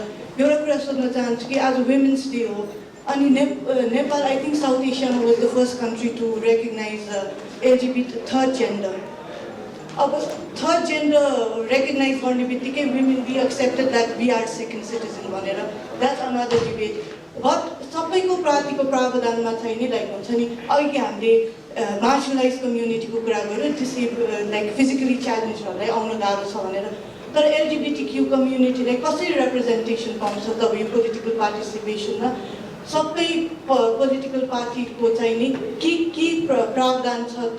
किनभने हजुरहरू सबैजना यहाँ मेन स्ट्रिम पोलिटिकल पार्टीकै हो, अनि त्यस्तो केही have you thought of getting them in the mainstream politics and giving them some opportunity to represent their community like हुन्छ नि? किनभने यो पनि LGBTI कम्युनिटी पनि एउटा सर्टेन पर्सेन्टेज छ, किनभने हामीले जब थर्ड जेन्डरले जब रेकग्नेसन पाइसक्यो भने हाम्रो फ्यामिलीसँग like any married couples, why can't we have a family, why can't we adopt a child and live like any normal हामी why do we always think in binary? यो political पार्टिजहरूले चाहिँ since we are talking about political participation, what provision do you have availed for people of LGBTQ community? Thank you. समावेशिताको प्रश्न कसले address गर्न चाहनुहुन्छ? निर्वाचन आयोगमा चाहिँ नि मतदाता परिचय पत्रमा तेस्रो लिङ्गी भनेको छ, त्यसमा केही फिडब्याक छ भने त्यो पनि दिनुहोला एकैछिन। कारणले कसले रिप्लाई गर्नुहुन्छ? बिन्दाजी रिप्लाई। यो हामी अहिले पार्टी भएर भन्दा पनि यो समग्र राजनीति भएर कुरा गरिरहेछौँ भन्ने हिसाबले लिएको छु मैले चाहिँ। त्यसले गर्दाखेरिमा एउटा कुरा चाहिँ अघि सुशीलजीले जुन भन्नुभयो नि, अरूले के भन्लान् भन्दाखेरिमा हाम्रो अनुहार आउँछ भनेर नि, जुन दिनसम्म हामी अरूमा अनुहार आइराख्ने स्थिति हुन्छ नि त्यो दिनसम्म समस्या रहिरहेको छ। र त्यो अरूको अनुहार पनि तपाईँहरूकोमा चाहिँ आउँछ। अब हामी भित्रै चाहिँ नि हामी अरूको अनुहारमा पनि परिसकेको स्थिति छैन क्या। त्यसले गर्दाखेरि अब यो चाहिँ समस्या छ भन्ने हो। अब यो जुन यहाँले जुन भन्नुभयो तपाईँहरूले किन सँगै काम गर्न सक्नुहुन्न भन्ने खालको कुरो, यो चाहिँ हामीले अलिकति संस्थागत हिसाबबाट अहिले हाम्रो त्यो मेकानिजम नमिलिराखेको खालको कुरा मात्रै हो। अब महिला विभागको खालको कुराले अब हामी कहाँ महिला विभाग छैन। जुन बेला महिला विभाग बनाइयो र महिला विभागले अलिकति चाहिँ नि एजेन्डा अगाडि बढाएर पारित गरियो 65 सालमा, त्यस पछाडि त्यो चुनौती भयो। 65 सालदेखि महिला विभाग हाम्रोमा चाहिँ नि बन्नै दिएको स्थिति छैन र हामी त्यो उठाएछौँ। अहिले अनेमसन भएपछि महिला विभाग चाहिँदैन भन्ने खालका कुराहरू छन्। यद्यपि त्यो हुँदाहुँदै पनि कम्तीमा पनि पार्लियामेन्टभित्र पनि हामीसँग कक्कस थियो। त्यो चाहिँ नि कक्कस भने सक्कस भयो भने त्यो पनि उहाँलाई चुनौती भयो। 70 सालदेखि त्यो पनि छैन। तरै पनि हामीले अनौपचारिक हिसाबले भने नि एउटा चाहिँ नि यो लैङ्गिक न्यायको लागि सङ्घीय सांसद समूह भनेर हामीहरू बसेर एउटा त्यहाँ प्रयत्न चाहिँ गरिरहेछौँ। र यसमा मैले भन्न खोजेको के मात्रै भन्दाखेरि अब दर्शनको हिसाबले, सिद्धान्तको हिसाबले, विचारको हिसाबले हाम्रो बिचमा प्रतिस्पर्धा छ, तर एजेन्डाको हिसाबले हामी सहकार्यमै छौँ। यो कुरा चाहिँ अब बाहिर कति ल्याउन सकेका छौँ भन्ने खालको अर्को कुरा होला। अब हामीले त्यसमा अलिकति चाहिँ गृहकार्य अलि धेरै देखिने गरी गर्नुपर्छ होला। तर हामीले त्यो चाहिँ नि होइन पार्टीको कुरा, विचारको कुरा, सिद्धान्तको कुरा र हाम्रो चाहिँ नि लैङ्गिक समानताको कुराको एजेन्डालाई हामीले फरक हिसाबबाट हेर्ने गरेका छौँ र एजेन्डामा हामी सँगै छौँ। अब यो चाहिँ नि पुष्पाजी हामी संसदभित्र पनि त्यो हिसाबले काम गरिराखेकै छौँ।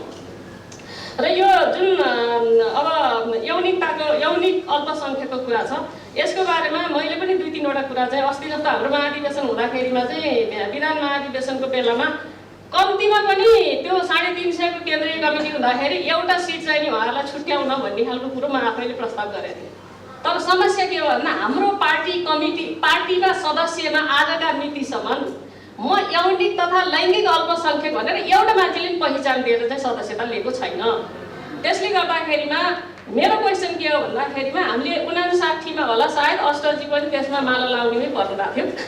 हामीले झन्डै 465 कि कति चाहिँ नि त्यतिखेर यौनिक तथा लैङ्गिक अल्पसङ्ख्यक समुदायको साथीहरूलाई उहाँहरू नेकपा एमालेमा प्रवेश गर्नुभयो।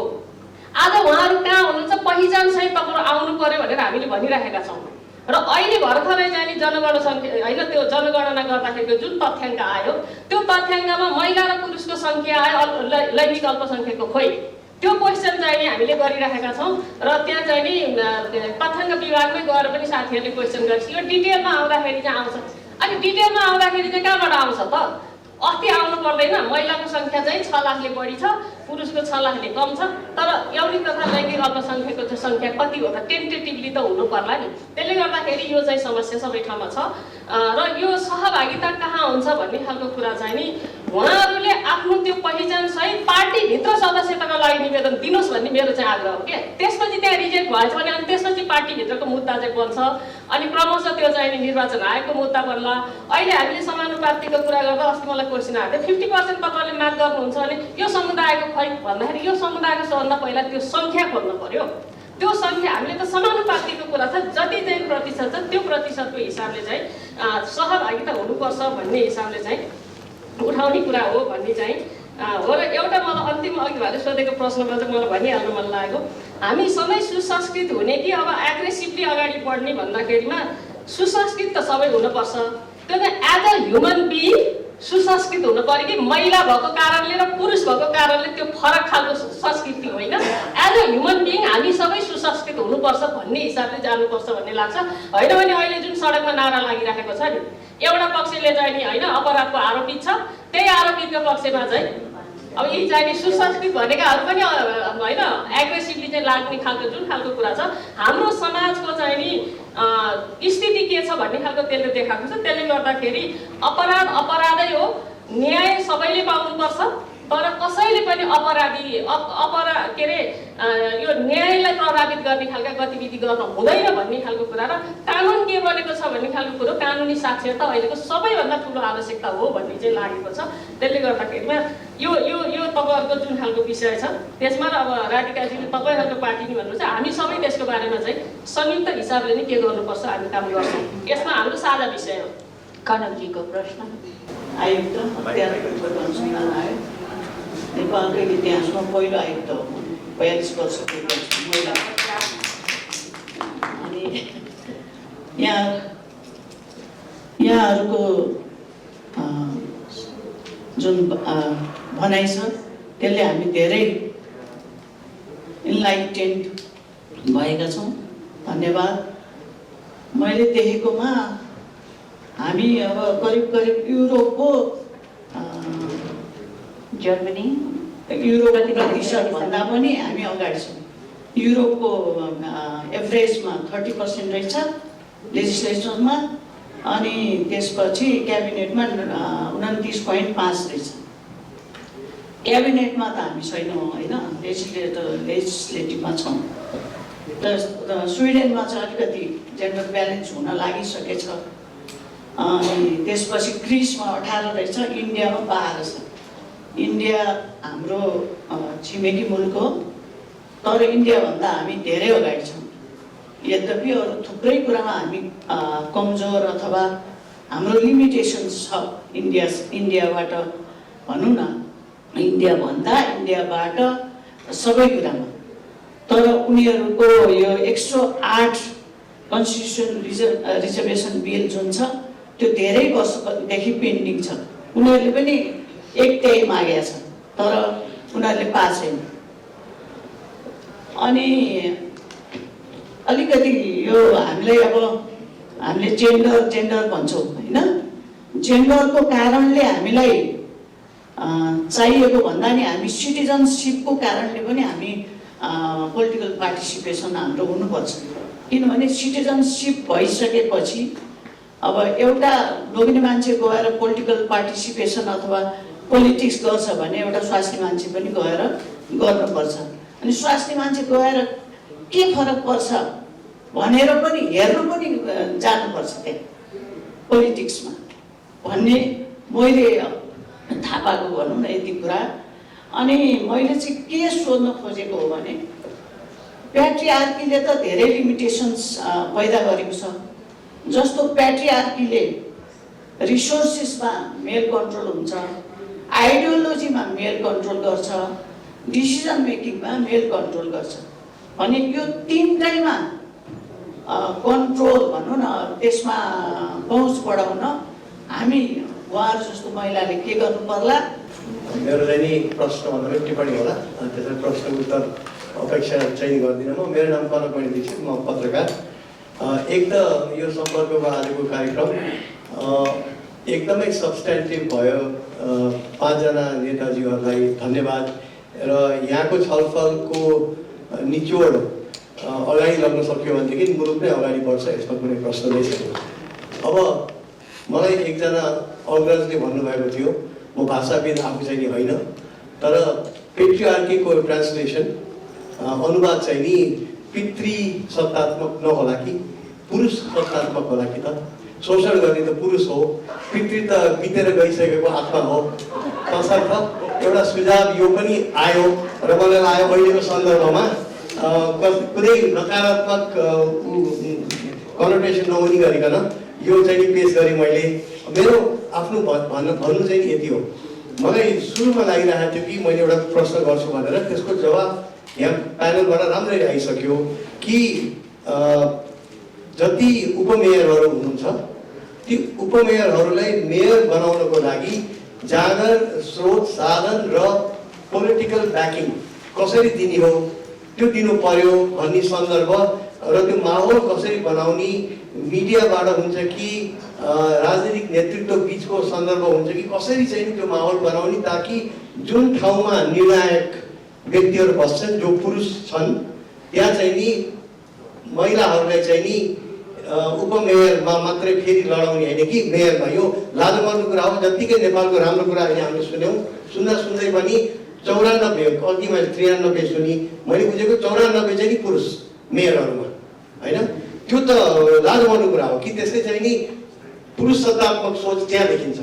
त्यसैले त्यो उल्टाउनको लागि त्यो वास्तविकता भइसक्यो। त्यो उल्टाउने माहौल कसरी गर्ने? हामीसित कति समय छ भन्दाखेरि 1.5 महिना होला टिकट बाँड्ने सन्दर्भ। त्यसैले हामीसित समय भनेको आउँदो 15 दिन, 20 दिन, 1 महिना पनि होइन।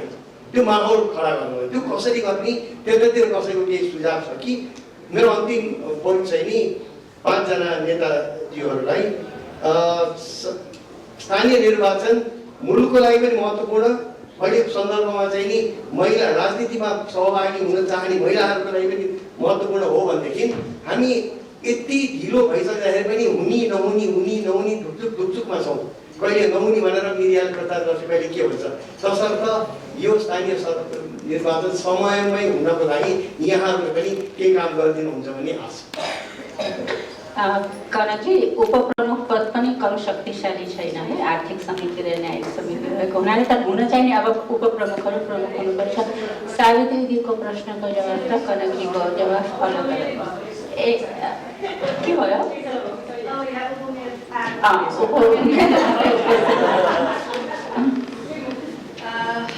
एकदम खुसी लाग्यो हाम्रो महिला नेताहरू हुनुहुन्छ। आज धेरै बहस चाहिँ अब आज नारी दिवस, अन्तर्राष्ट्रिय नारी दिवस भएकोले सबैलाई शुभकामना पनि दिन चाहन्छु।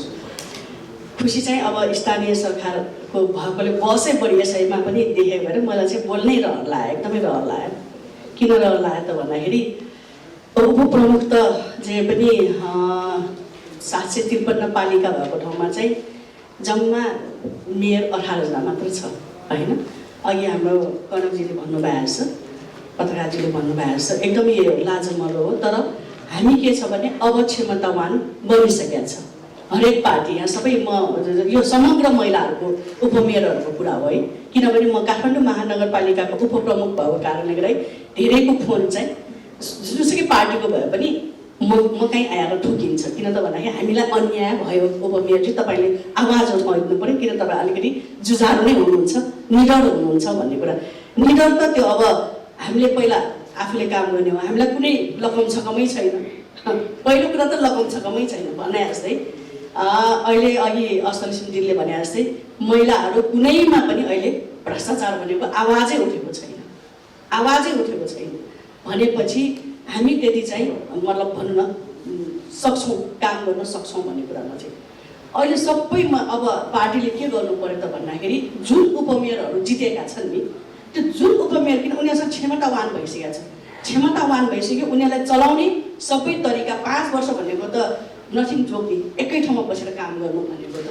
त्यस कारण चाहिँ अब उपप्रमुखहरूलाई चाहिँ मेयर बनाउने काम चाहिँ हाम्रो हरेक पार्टीका महिला नेताहरूको काम हो। पहिलो कुरा त्यसमा चाहिँ अब राख्नु पर्यो। अब मेरो पार्टीको कुरा गर्ने हो भने आर्ज भाउजू, हाम्रो पुष्पा दिदी हुनुहुन्छ। यो आवाज तपाईँहरूले उठाइदिनु होला। त्यसको पछाडि हामी एकदम लाग्छौँ। किनभने मेरो मात्र उसको मात्र सवाल होइन, त्यसपछि अर्को पार्टीबाट, हाम्रो पार्टीबाट सुरु भइसकेपछि सबै पार्टीबाट त्यो कुराहरू आउँछ। किन त भन्दाखेरि हामीलाई के गर्व छ त भन्दाखेरि 5% पार्टीमा थियो पहिला महिलाहरू होइन। अब 33% महिला, त्यो महिलाहरूको बुलन्द रूपमा आवाज नगएको भए त पुग्दैन थियो होला नि त। हामीले इतिहासहरू पनि हेरेका छौँ नि त, योगमाया। त्यसैले मैले चाहिँ मेरो प्रश्न यति मात्र हो कि अबको लिडर भइसकेको छ महिलाहरू सबै, यिनीहरूलाई ब्याक पठाउने होइन। अब 50% अघि भनेर चाहिँ 50% भए पनि महिलाहरूलाई चाहिँ अब प्रमुखमा पठाइदिनु पऱ्यो। त्यसै कारण चाहिँ त्यो भइसकेपछि चाहिँ उनीहरूसँग अझ क्षमता चाहिँ हुन्छ भन्ने कुरा मेरो कुरा चाहिँ त्यति हो। हस्। अब सावित्रीजीको, कनकजीको अनि प्रभाजीको जवाब एक-एकजनाले जसलाई मन लाग्छ कि अरू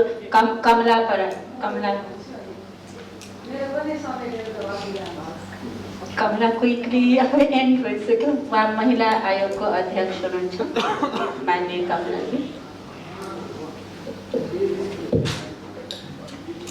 सबैजनामा हार्दिक नमस्कार। सर्वप्रथम त सम्पर्कको आयोजनामा भएको यो महिलाको राजनीतिक सहभागिता, चुनौती र यसको चाहिँ आगामी हाम्रो चाहिँ नीति कसरी जाने भन्ने सम्बन्धमा भएकोमा यो आयोजकलाई म धेरै धेरै धन्यवाद व्यक्त गर्न चाहन्छु। र यहाँ अहिले प्रमुख राजनीतिक पार्टीका 4वटा प्रमुख राजनीतिक पार्टीका नेताहरू हुनुहुन्छ। जुन विषय अहिले राष्ट्रिय महिला आयोगको लागि पनि एकदमै सरकारको विषय थियो र हामीलाई एकदम ढिलो भइसकेको र हामीले पनि यसको बारेमा केही योजनाहरू बनाउनु पर्ने अवस्था आइरहेको बेलामा अहिले जे जति यहाँ अगाडि हुनुभएको 5 जना प्यानलिस्टहरूले राख्नुभएका कुरामा एकदम म पूर्ण सहमति जाहेर गर्दै 2टा कुरा यहाँहरूसँग म एकदमै अनुरोध गर्छु यहाँहरूले गरिदिनु हुनको लागि। एउटा चाहिँ संविधानमै व्यवस्था गरिए अनुसार अब अब 753वटा पालिकाको 33% पालिकामा अनिवार्य महिलाहरूलाई प्रमुख बनाइन पर्यो। 77वटा जिल्लाका 33% जिल्लामा अनिवार्य जिल्ला समन्वय प्रमुख महिला हुनु पर्यो र जतिवटा वडा हुन्छन् त्यस हरेक वडामा 33% वडा अध्यक्ष महिला हुनु पर्यो र त्यो हुनको लागि ती क्षेत्रहरूमा यहाँहरूले पार्टीगत रूपमा मिलाएर लबिङ गरेर निर्वाचन आयोगसँग समन्वय गरेर महिलाका लागि निश्चित निर्वाचन क्षेत्र पनि निर्धारण गरिदिन पर्यो। राष्ट्रिय महिला आयोग सबै महिलाहरूको पार्टी हो र राष्ट्रिय महिला आयोगका लागि जुनसुकै पार्टीबाट जितेर आउनुहोस् तर हरेक प्रमुख पदहरूमा 33% महिलाहरू निर्वाचित भएर आउनुपर्छ। यो अहिलेको राष्ट्रिय महिला आयोगको चाहिँ हाम्रो मान्यता हो र राष्ट्रिय महिला आयोगले सबै पार्टीहरूलाई हामी यही अनुसारको ज्ञापन पत्र पनि हामी दिन्छौँ। र अर्को रह्यो सामदाम दण्डभेद, मनी मसल र मेनिपुलेसनको अवस्थालाई हामीले कसरी कन्ट्रोल गर्ने, यसको लागि कस्तो खालको एउटा मोनिटरिङ मेकानिजम बनाउन सकिन्छ। हामीलाई यहाँहरूले राजनीतिक पार्टीहरूको तर्फबाट पनि हामीलाई सुझाव दिनुभयो भने त्यो मोनिटरिङ एउटा स्ट्रङ मोनिटरिङ मेकानिजम बनाउनको लागि हामी पहल गर्छौँ। म राष्ट्रिय महिला आयोगको तर्फबाट यति नै कुरा राख्दै यो एकदमै आवश्यक बेलामा आवश्यक कार्य गरिदिनु भएकोमा म पुनः हार्दिक धन्यवाद व्यक्त गर्दछु। सबै चाहिँ यो महत्त्वपूर्ण कार्यक्रममा सक्रिय सहभागी बन्नुभयो, त्यसको लागि चाहिँ प्रश्न राख्नुभएकोमा सबैलाई धन्यवाद छ।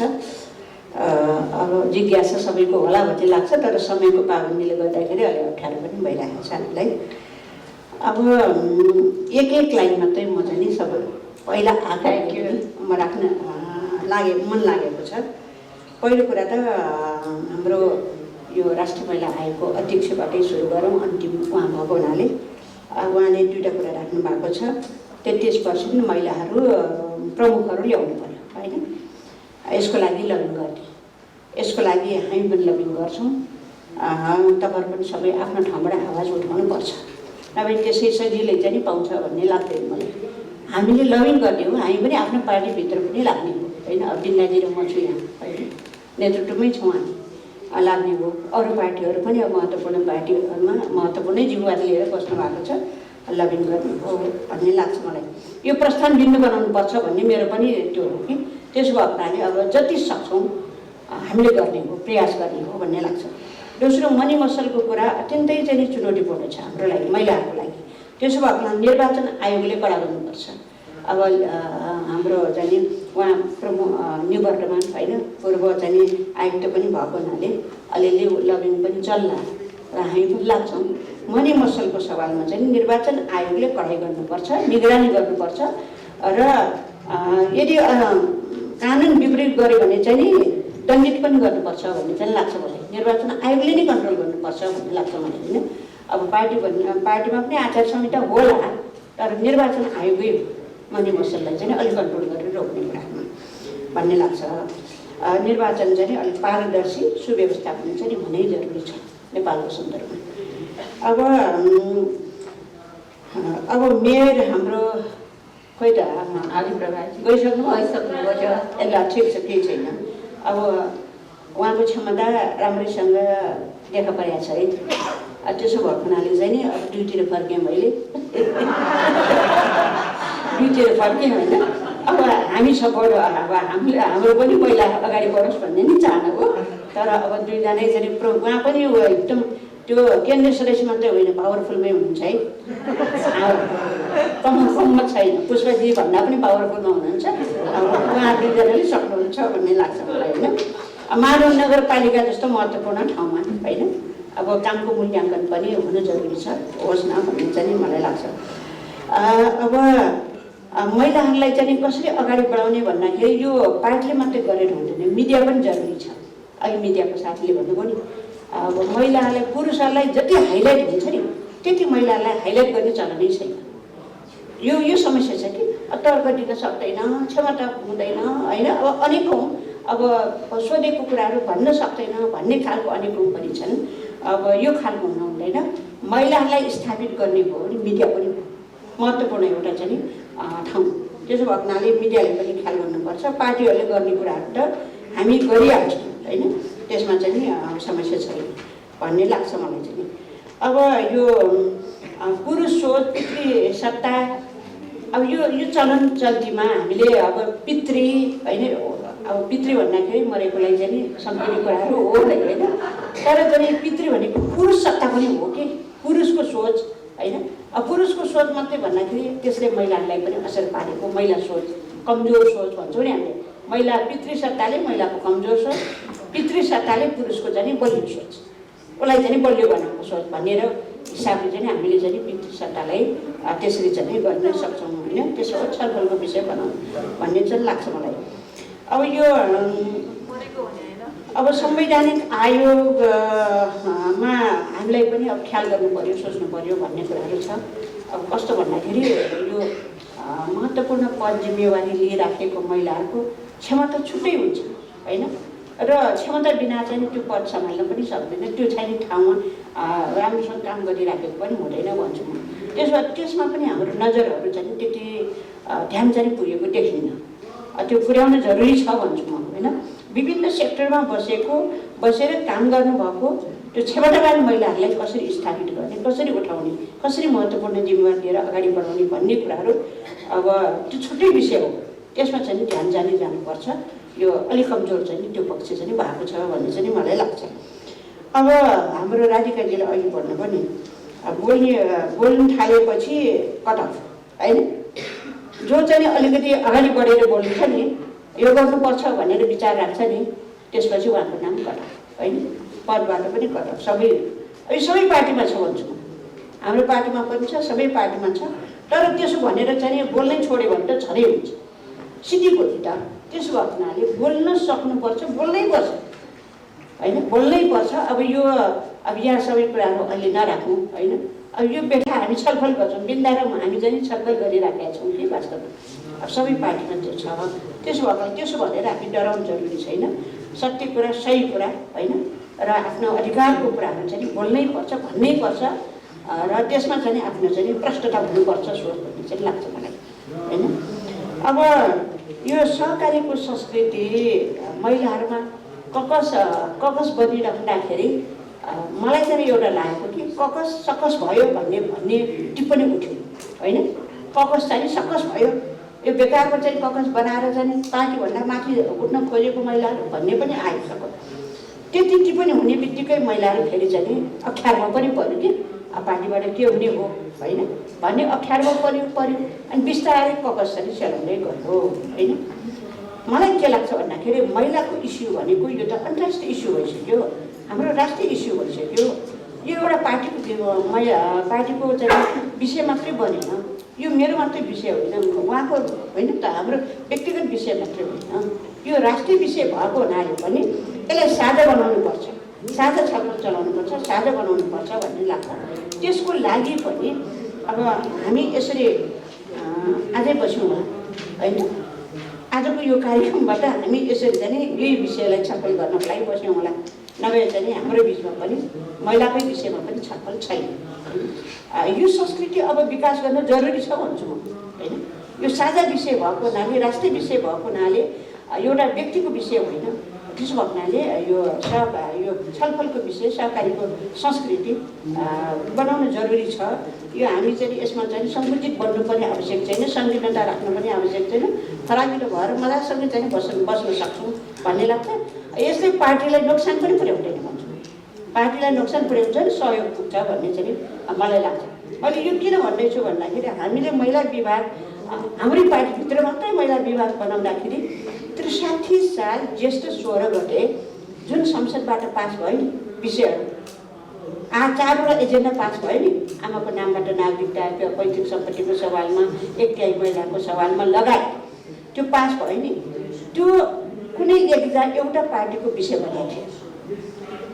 त्यो साझा पार्टीको, साझा सबैको पार्टीको चाहिँ नि एउटा छलफल गरेर विषय बनेर अन्तर पार्टी महिला सञ्जाल थाहा छ नि है, अन्तर पार्टी महिला सञ्जाल थियो। त्यही अन्तर पार्टी महिला सञ्जालमा 8वटा एजेन्डाको विषयमा छलफल गरेपछि र अन्तर पार्टी महिला सञ्जालले एउटा विषय थप्यो, 9वटा भयो। त्यसपछि चाहिँ त्यसलाई चाहिँ मोटो रूप दिनुको लागि 4 विषयमा संसदमा दर्ता गरेर साझा विषय बनेर चाहिँ पारित भएको त्यसका साथ। त्यसैले यो एउटा पार्टीको चाहिँ विषय होइन है त्यो। आज संविधानमा त्यही विषय बन्यो नि त। आज संविधानले त्यही महत्त्वपूर्ण विषयहरू बोकेको छ, संविधानको विषय बनिएको छ। त्यसो हुनाले मलाई लाग्छ चाहिँ यसरी चाहिँ जाँदाखेरि अलिकति राम्रो हुन्छ होइन। अहिले अब इस्यु अलिकति धेरै विषयहरू आइराखेको हुनाले पनि एक्लै पार्टी पनि सक्दैन। पार्टीभित्र पनि हामीले मजासँगै कुरा चाहिँ महिलाहरूको सवालमा राख्नको लागि पनि अन्तर्पार्टी महिला यो सहकारी संस्कृति छलफलको संस्कृति विकास गर्नु जरुरी छ। र आजबाट चाहिँ सुरुवात भयो जे होस् होइन। खुसी लाग्छ। पार्टीभित्र त एकता पार्टी अक्रस पार्टिज पनि महिलाहरू भेट्छन्, इन्टरेक्सन हुन्छ, एकता छ, यो ककसहरू सबैले यसैले गर्दाखेरि जुन राम्रा कामहरू भयो त्यही कारणले भयो। मलाई त्यस्तो लाग्छ होइन। त्यसो भएको हुनाले चाहिँ अब यसरी चाहिँ हामी मिलेरै चाहिँ जानुपर्छ भन्ने चाहिँ मलाई लाग्छ। अब यो हामी सबैको साझा विषय भएको हुनाले पनि यो महिलाको मात्रै होइन है। अघि सुशीलजीले भन्नुभयो नि 33% पास गर्नको लागि महिलाहरूको त्यत्रो विषय पास गरेर पुरुषहरूले पनि त सहयोग गरेको नि त। त्यो पुरुष महिला समान ढङ्गले अगाडि नबढिकन त समाज रूपान्तरण नै हुँदैन, परिवर्तन नै हुँदैन होइन, समृद्धि आउँदै आउँदैन। ल यति भन्दै म सबैलाई फेरि एकचोटि धन्यवाद दिन चाहन्छु। माननीय असुलक्ष्मीजीले भन्नुभएको कुरामा सबै समर्थन जाहेर गर्दै म 2 पोइन्ट मात्रै थप्न चाहन्छु। एउटा चाहिँ जुन यो मसल मनी पावरको कुरा छ नि, यसमा चाहिँ इलेक्सन कमिसनले अहिले चाहिँ के चलन छ, इलेक्सन सिद्धिएपछि एउटा सम टोटल दिन्छ, पछि मात्रै बुझाउने। पहिल्यै प्रोजेक्सन किन नमान्ने? योमा खर्च गर्छु, यति खर्च गर्छु भनेर माग्यो भने आई थिङ्क अलिकति रियलिस्टिक हुन्छ कि किन यो चाहिँ एकदमै ठुलो प्रब्लम छ वुमेनहरूलाई। And as a woman I also face that problem. अब के हुन्छ त्यसको डायनामिक्समा त हामी त अलमल्लै पर्ने। सो त्यस्तोलाई चाहिँ पहिल्यै प्रोजेक्सन भयो भने र गर्न अहिले त सकिन्छ नि, सबै अनलाइन ब्याङ्किङ हुन्छ, एउटा पैसा कहाँ डिपोजिट भयो के मोनिटरिङ गर्यो थाहा हुन्छ। अब मेरो इलेक्सनमा लास्ट टाइम एकै दिन एउटा अब व्यक्ति नभनौँ 60 लाख पैसा आयो मेरो जिल्लामा 2 days बिफोर द इलेक्सन, शून्य समयभन्दा अगाडि। मैले थाहा पाएँ, रेड गर्न पाउँदैन पैसा, कसले पनि भनेन कसरी आयो। तर त्यो बेला मलाई त्यति बाँकी भएको थिएन। अहिले आयो केन्द्रमा त्यो त थाहा हुन्छ रहेछ, त्यो त ब्याङ्कैबाट आएको पैसा कि। सो त्यस्तो चाहिँ हामीलाई थाहा हुँदैन क्या एज वुमेन। सो यो कुराहरूलाई चाहिँ अलिकति इलेक्सन कमिसनले टाइट पारेर खालि पार्टीसँग टाइट पार्ने होइन, त्यहाँको ब्याङ्कहरूलाई पनि भन्यो भने त त्यो ब्याङ्क मनी ट्रान्सफर के हुन्छ नि, किन बर्डर्स त अलरेडी सिल थियो, त्यो पैसा कसरी आयो? सो त्यहीबाट परिचालित भयो, तर मैले त्यसलाई क्याचै गर्न सकिनँ होइन।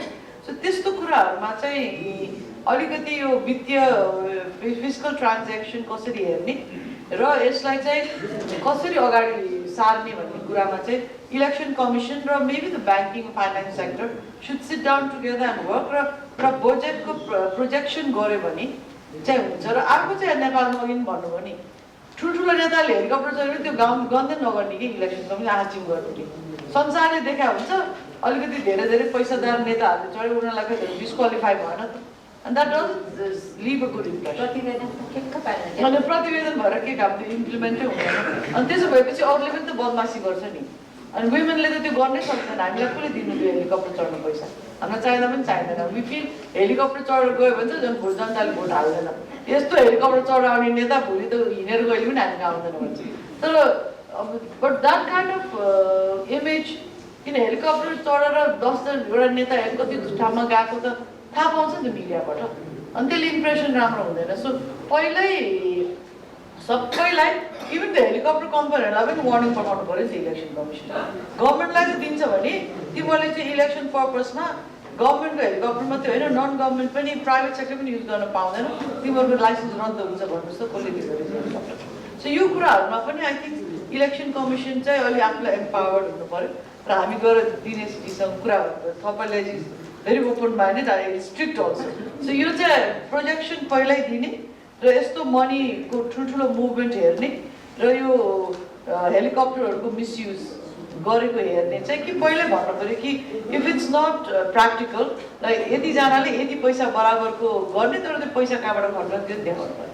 त्यो भयो भने चाहिँ I think it will be easier for women to run for elections. र अरू कुरा चाहिँ कमेन्टेटर्सहरूले भन्नुभएको म 100% सहयोग गर्दै वुमेन डेपुटी मेयरहरूलाई चाहिँ मेयरमा लग्नै पर्छ भन्ने कुरामा म चाहिँ एकदमै लबिङ अब आजै सुरु गर्नु। हाम्रो देशको अलिकति भौगोलिक अवस्थाले पनि हामीले अध्ययन गर्नुपर्छ। अध्ययन नगरिकन सबै कुरा तय गर्यो भने सफलता हुँदैन। मलाई लाग्छ हाम्रो सुशीलजीहरू सबै ठाउँमा घुमेको कारणले उहाँलाई थाहा छ। अहिले हाम्रो अधिकारमा कानुनी अधिकार मेयर उपमेयर जुन दिएको छ त्यो पनि हाम्रो चाहिँ सही छैन। किन सही छैन भने मेयर वा उपमेयर एउटा पार्टीले मेयरको टिकट महिलाले दियो भने एउटा पार्टीले उपमेयर पुरुषले दियो भने त्यो महिला जित्दैन। त्यो सिट आरक्षित छैन। त्यो हामीले अलिकति यो कुरामा ध्यान जानुपर्छ। अब अरू ठाउँमा कस्तो छ भने यसपालि फर्स्टचोटि अधिकार दिएपछि हामी उपमेयरमा फर्को त मार्यौँ। तर धेरै ठाउँमा अवस्था कस्तो छ भने आफ्नो घरको हाउसवाइफले पनि उपमेयर बनाइएको पाइएको छ। उसले आफू चलाएको छैन। उसको श्रीमान साथमा गएर सबै कुरा गरेर सिग्नेचरको टाइममा आफ्नो श्रीमतीबाट सिग्नेचर गराएको अवस्था पनि छ। त्यस कारणले त्यो अवस्था पनि हेर्नुपर्छ। यो अवस्थाले हेर्दाखेरि मेरो आफ्नो एक्सपिरियन्स, म विगतको चुनावमा म आफ्नो पार्टीको प्रदेश अध्यक्ष थिएँ। मधेस प्रदेशको प्रदेश नम्बर 2 पहिला जिल्ला भन्नु। त्यो प्रदेशमा मैले सबै ठाउँमा महिला कुन महिलाले कस्ता महिलाले उठाउनुपर्छ भन्दाखेरि टिकट दिलाउनमा धेरै सफल गरे। 60% हामी सफल पायौँ आफ्नो पार्टीभित्र। र करिब 10 र 12%मा हामीले सेकेन्ड पोजिसनमा हाम्रो महिलाहरू हारेकै छौँ। घरबाट उठाएर ल्याएर त्यो घर दैलो गएर चुनाव गरेकी पनि महिला छन् र उनीहरू यसपालि फेरि उठ्नै पर्छ भनेर है आँट पनि गरिएको छ। त्यसै कारणले यो पनि अवस्था हाम्रो छ। दोस्रो कुरा कस्तो छ भने हामी निर्वाचन यसपालिको धेरै 16-17 वर्षपछि यो लोकल चुनाव भएको थियो। यसपालिको मेयर मैले फर्स्टचोटि नै व्याख्या गरेको मणि र मसल यसपालिको मेयरहरू झन् कम्मर कसिया छन्। यसपालि त जित्छौँ जित्ने कारण धेरै होला भन्नु पर्दैन हैन र। त्यो तुलनात्मकमा महिलाहरूले पनि कसरी अगाडि बढाउने त्यो सबभन्दा आफ्नो पार्टीभित्र लबिङ पार्टीभित्र लबिङ र जुन समाजले भोटर छ भोटर अहिले म हेर्दाखेरि करिब महिला भोटर बढी पपुलेसन महिलाको बढी छ मात्रै होइन कि भोटर पनि भोटिङ गर्ने पनि महिला नै हो। पुरुषहरू धेरै पलायन गरिसकेका छन् विदेशतिर। त्यो महिलाहरूले कन्भिन्सिङ गरेर लबिङ गरेर गर्यो भने हामी मेयरमा पनि जित्न सक्ने अवस्था हुन्छ। र महिला एकचोटि कन्भिन्स भयो माइन्ड मेकअप गर्यो भने उसले पैसाभन्दा पनि भोट हाल्नै पर्छ है आरटीजीले हार्नु यसपालि भनेर भन्छन्। यो मैले आफ्नो पनि म 5 चोटि चुनावमा उठेर अलि आफ्नो त्यो 46 सालमा त समानुपातिक थिएन चुनावबाट नै आएको व्यक्तिहरू हुन्। त्यो सबभन्दा निर्वाचन आयोग मैले अलिकति इन्डियाको मैले भन्न चाहन्छु। एकचोटि टिएन सेसन ठुलो नाम भयो टिएन सेसनको। त्यो के अरे उम्मेदवारको पछाडि नै गाडी कुदाउने यो गाडी कता गइराखेको छ कति गाडी छ धमाधम पकड्ने त्यो टाइम एकदम टाइट भएर चुनाव भएको थियो। मलाई अलिकति मलाई सम्झना छ। हाम्रो दुईटा किसिमले हामी पछि पर्छौँ।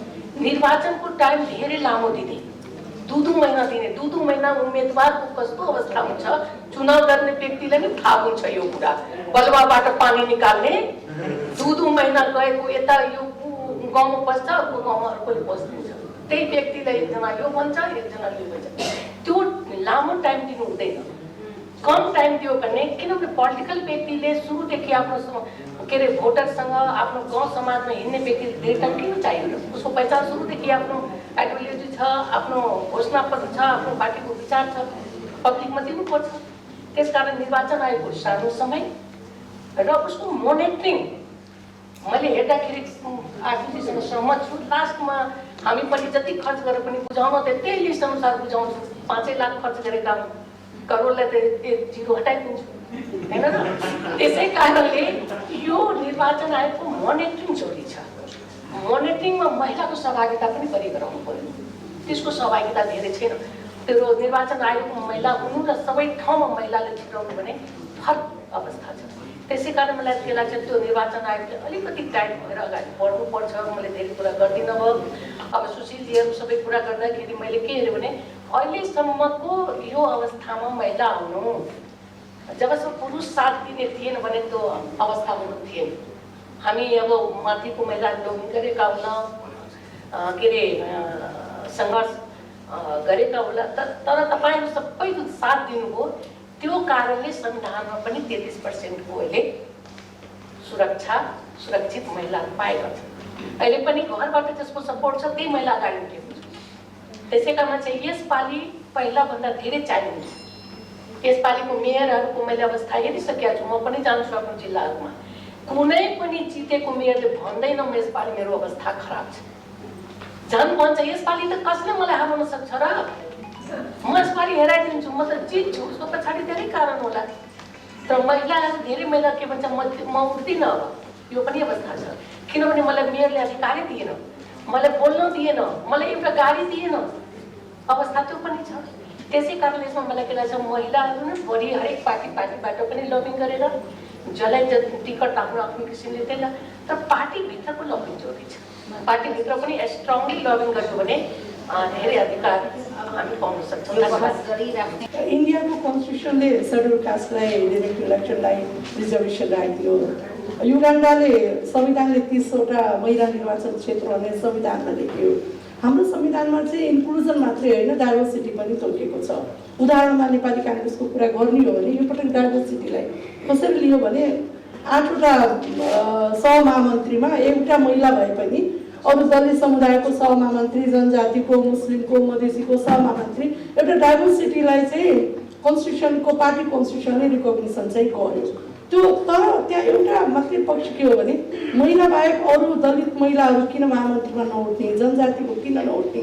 तर एटलिस्ट पार्टीले डाइभर्सिटीलाई सम्बोधन सुरुवात गर्यो।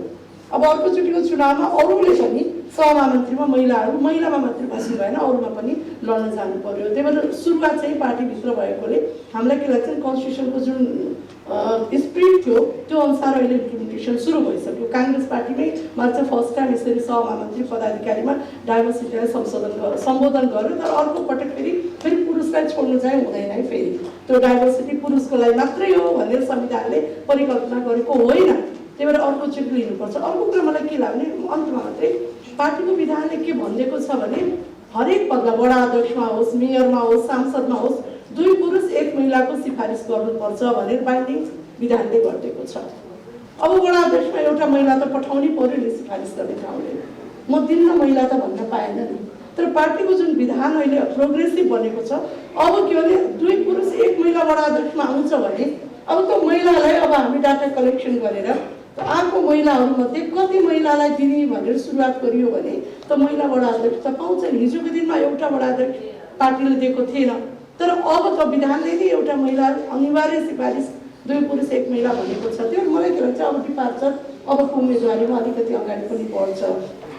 त्यही भनेर मलाई अब धेरै कुरा चाहिँ नभनौँ। अब चुनाव उहाँले भने जस्तै अब चुनाव चाहिँ अब अरू सङ्कल्प प्रस्तावको कुरामा अन्तमा मलाई निर्वाचन आयोगसँग के पनि जोडे कि भने राजनीतिक पार्टी सम्बन्धी कानुन पास गर्दाखेरि के भन्यो भने 33% विमेन इन्स्योर गर्यो। तर पार्टीको हरेक लेयरमा इन्स्योर गरिदियोस् भनेर व्याख्या गर्न खोज्दाखेरि कोर्टमा त्यो मुद्दा बस्यो, कोर्टले त्यो व्याख्या गर्दैन। वास्तवमा पार्टीको हरेक लेयरलाई भन्न खोजेको थियो।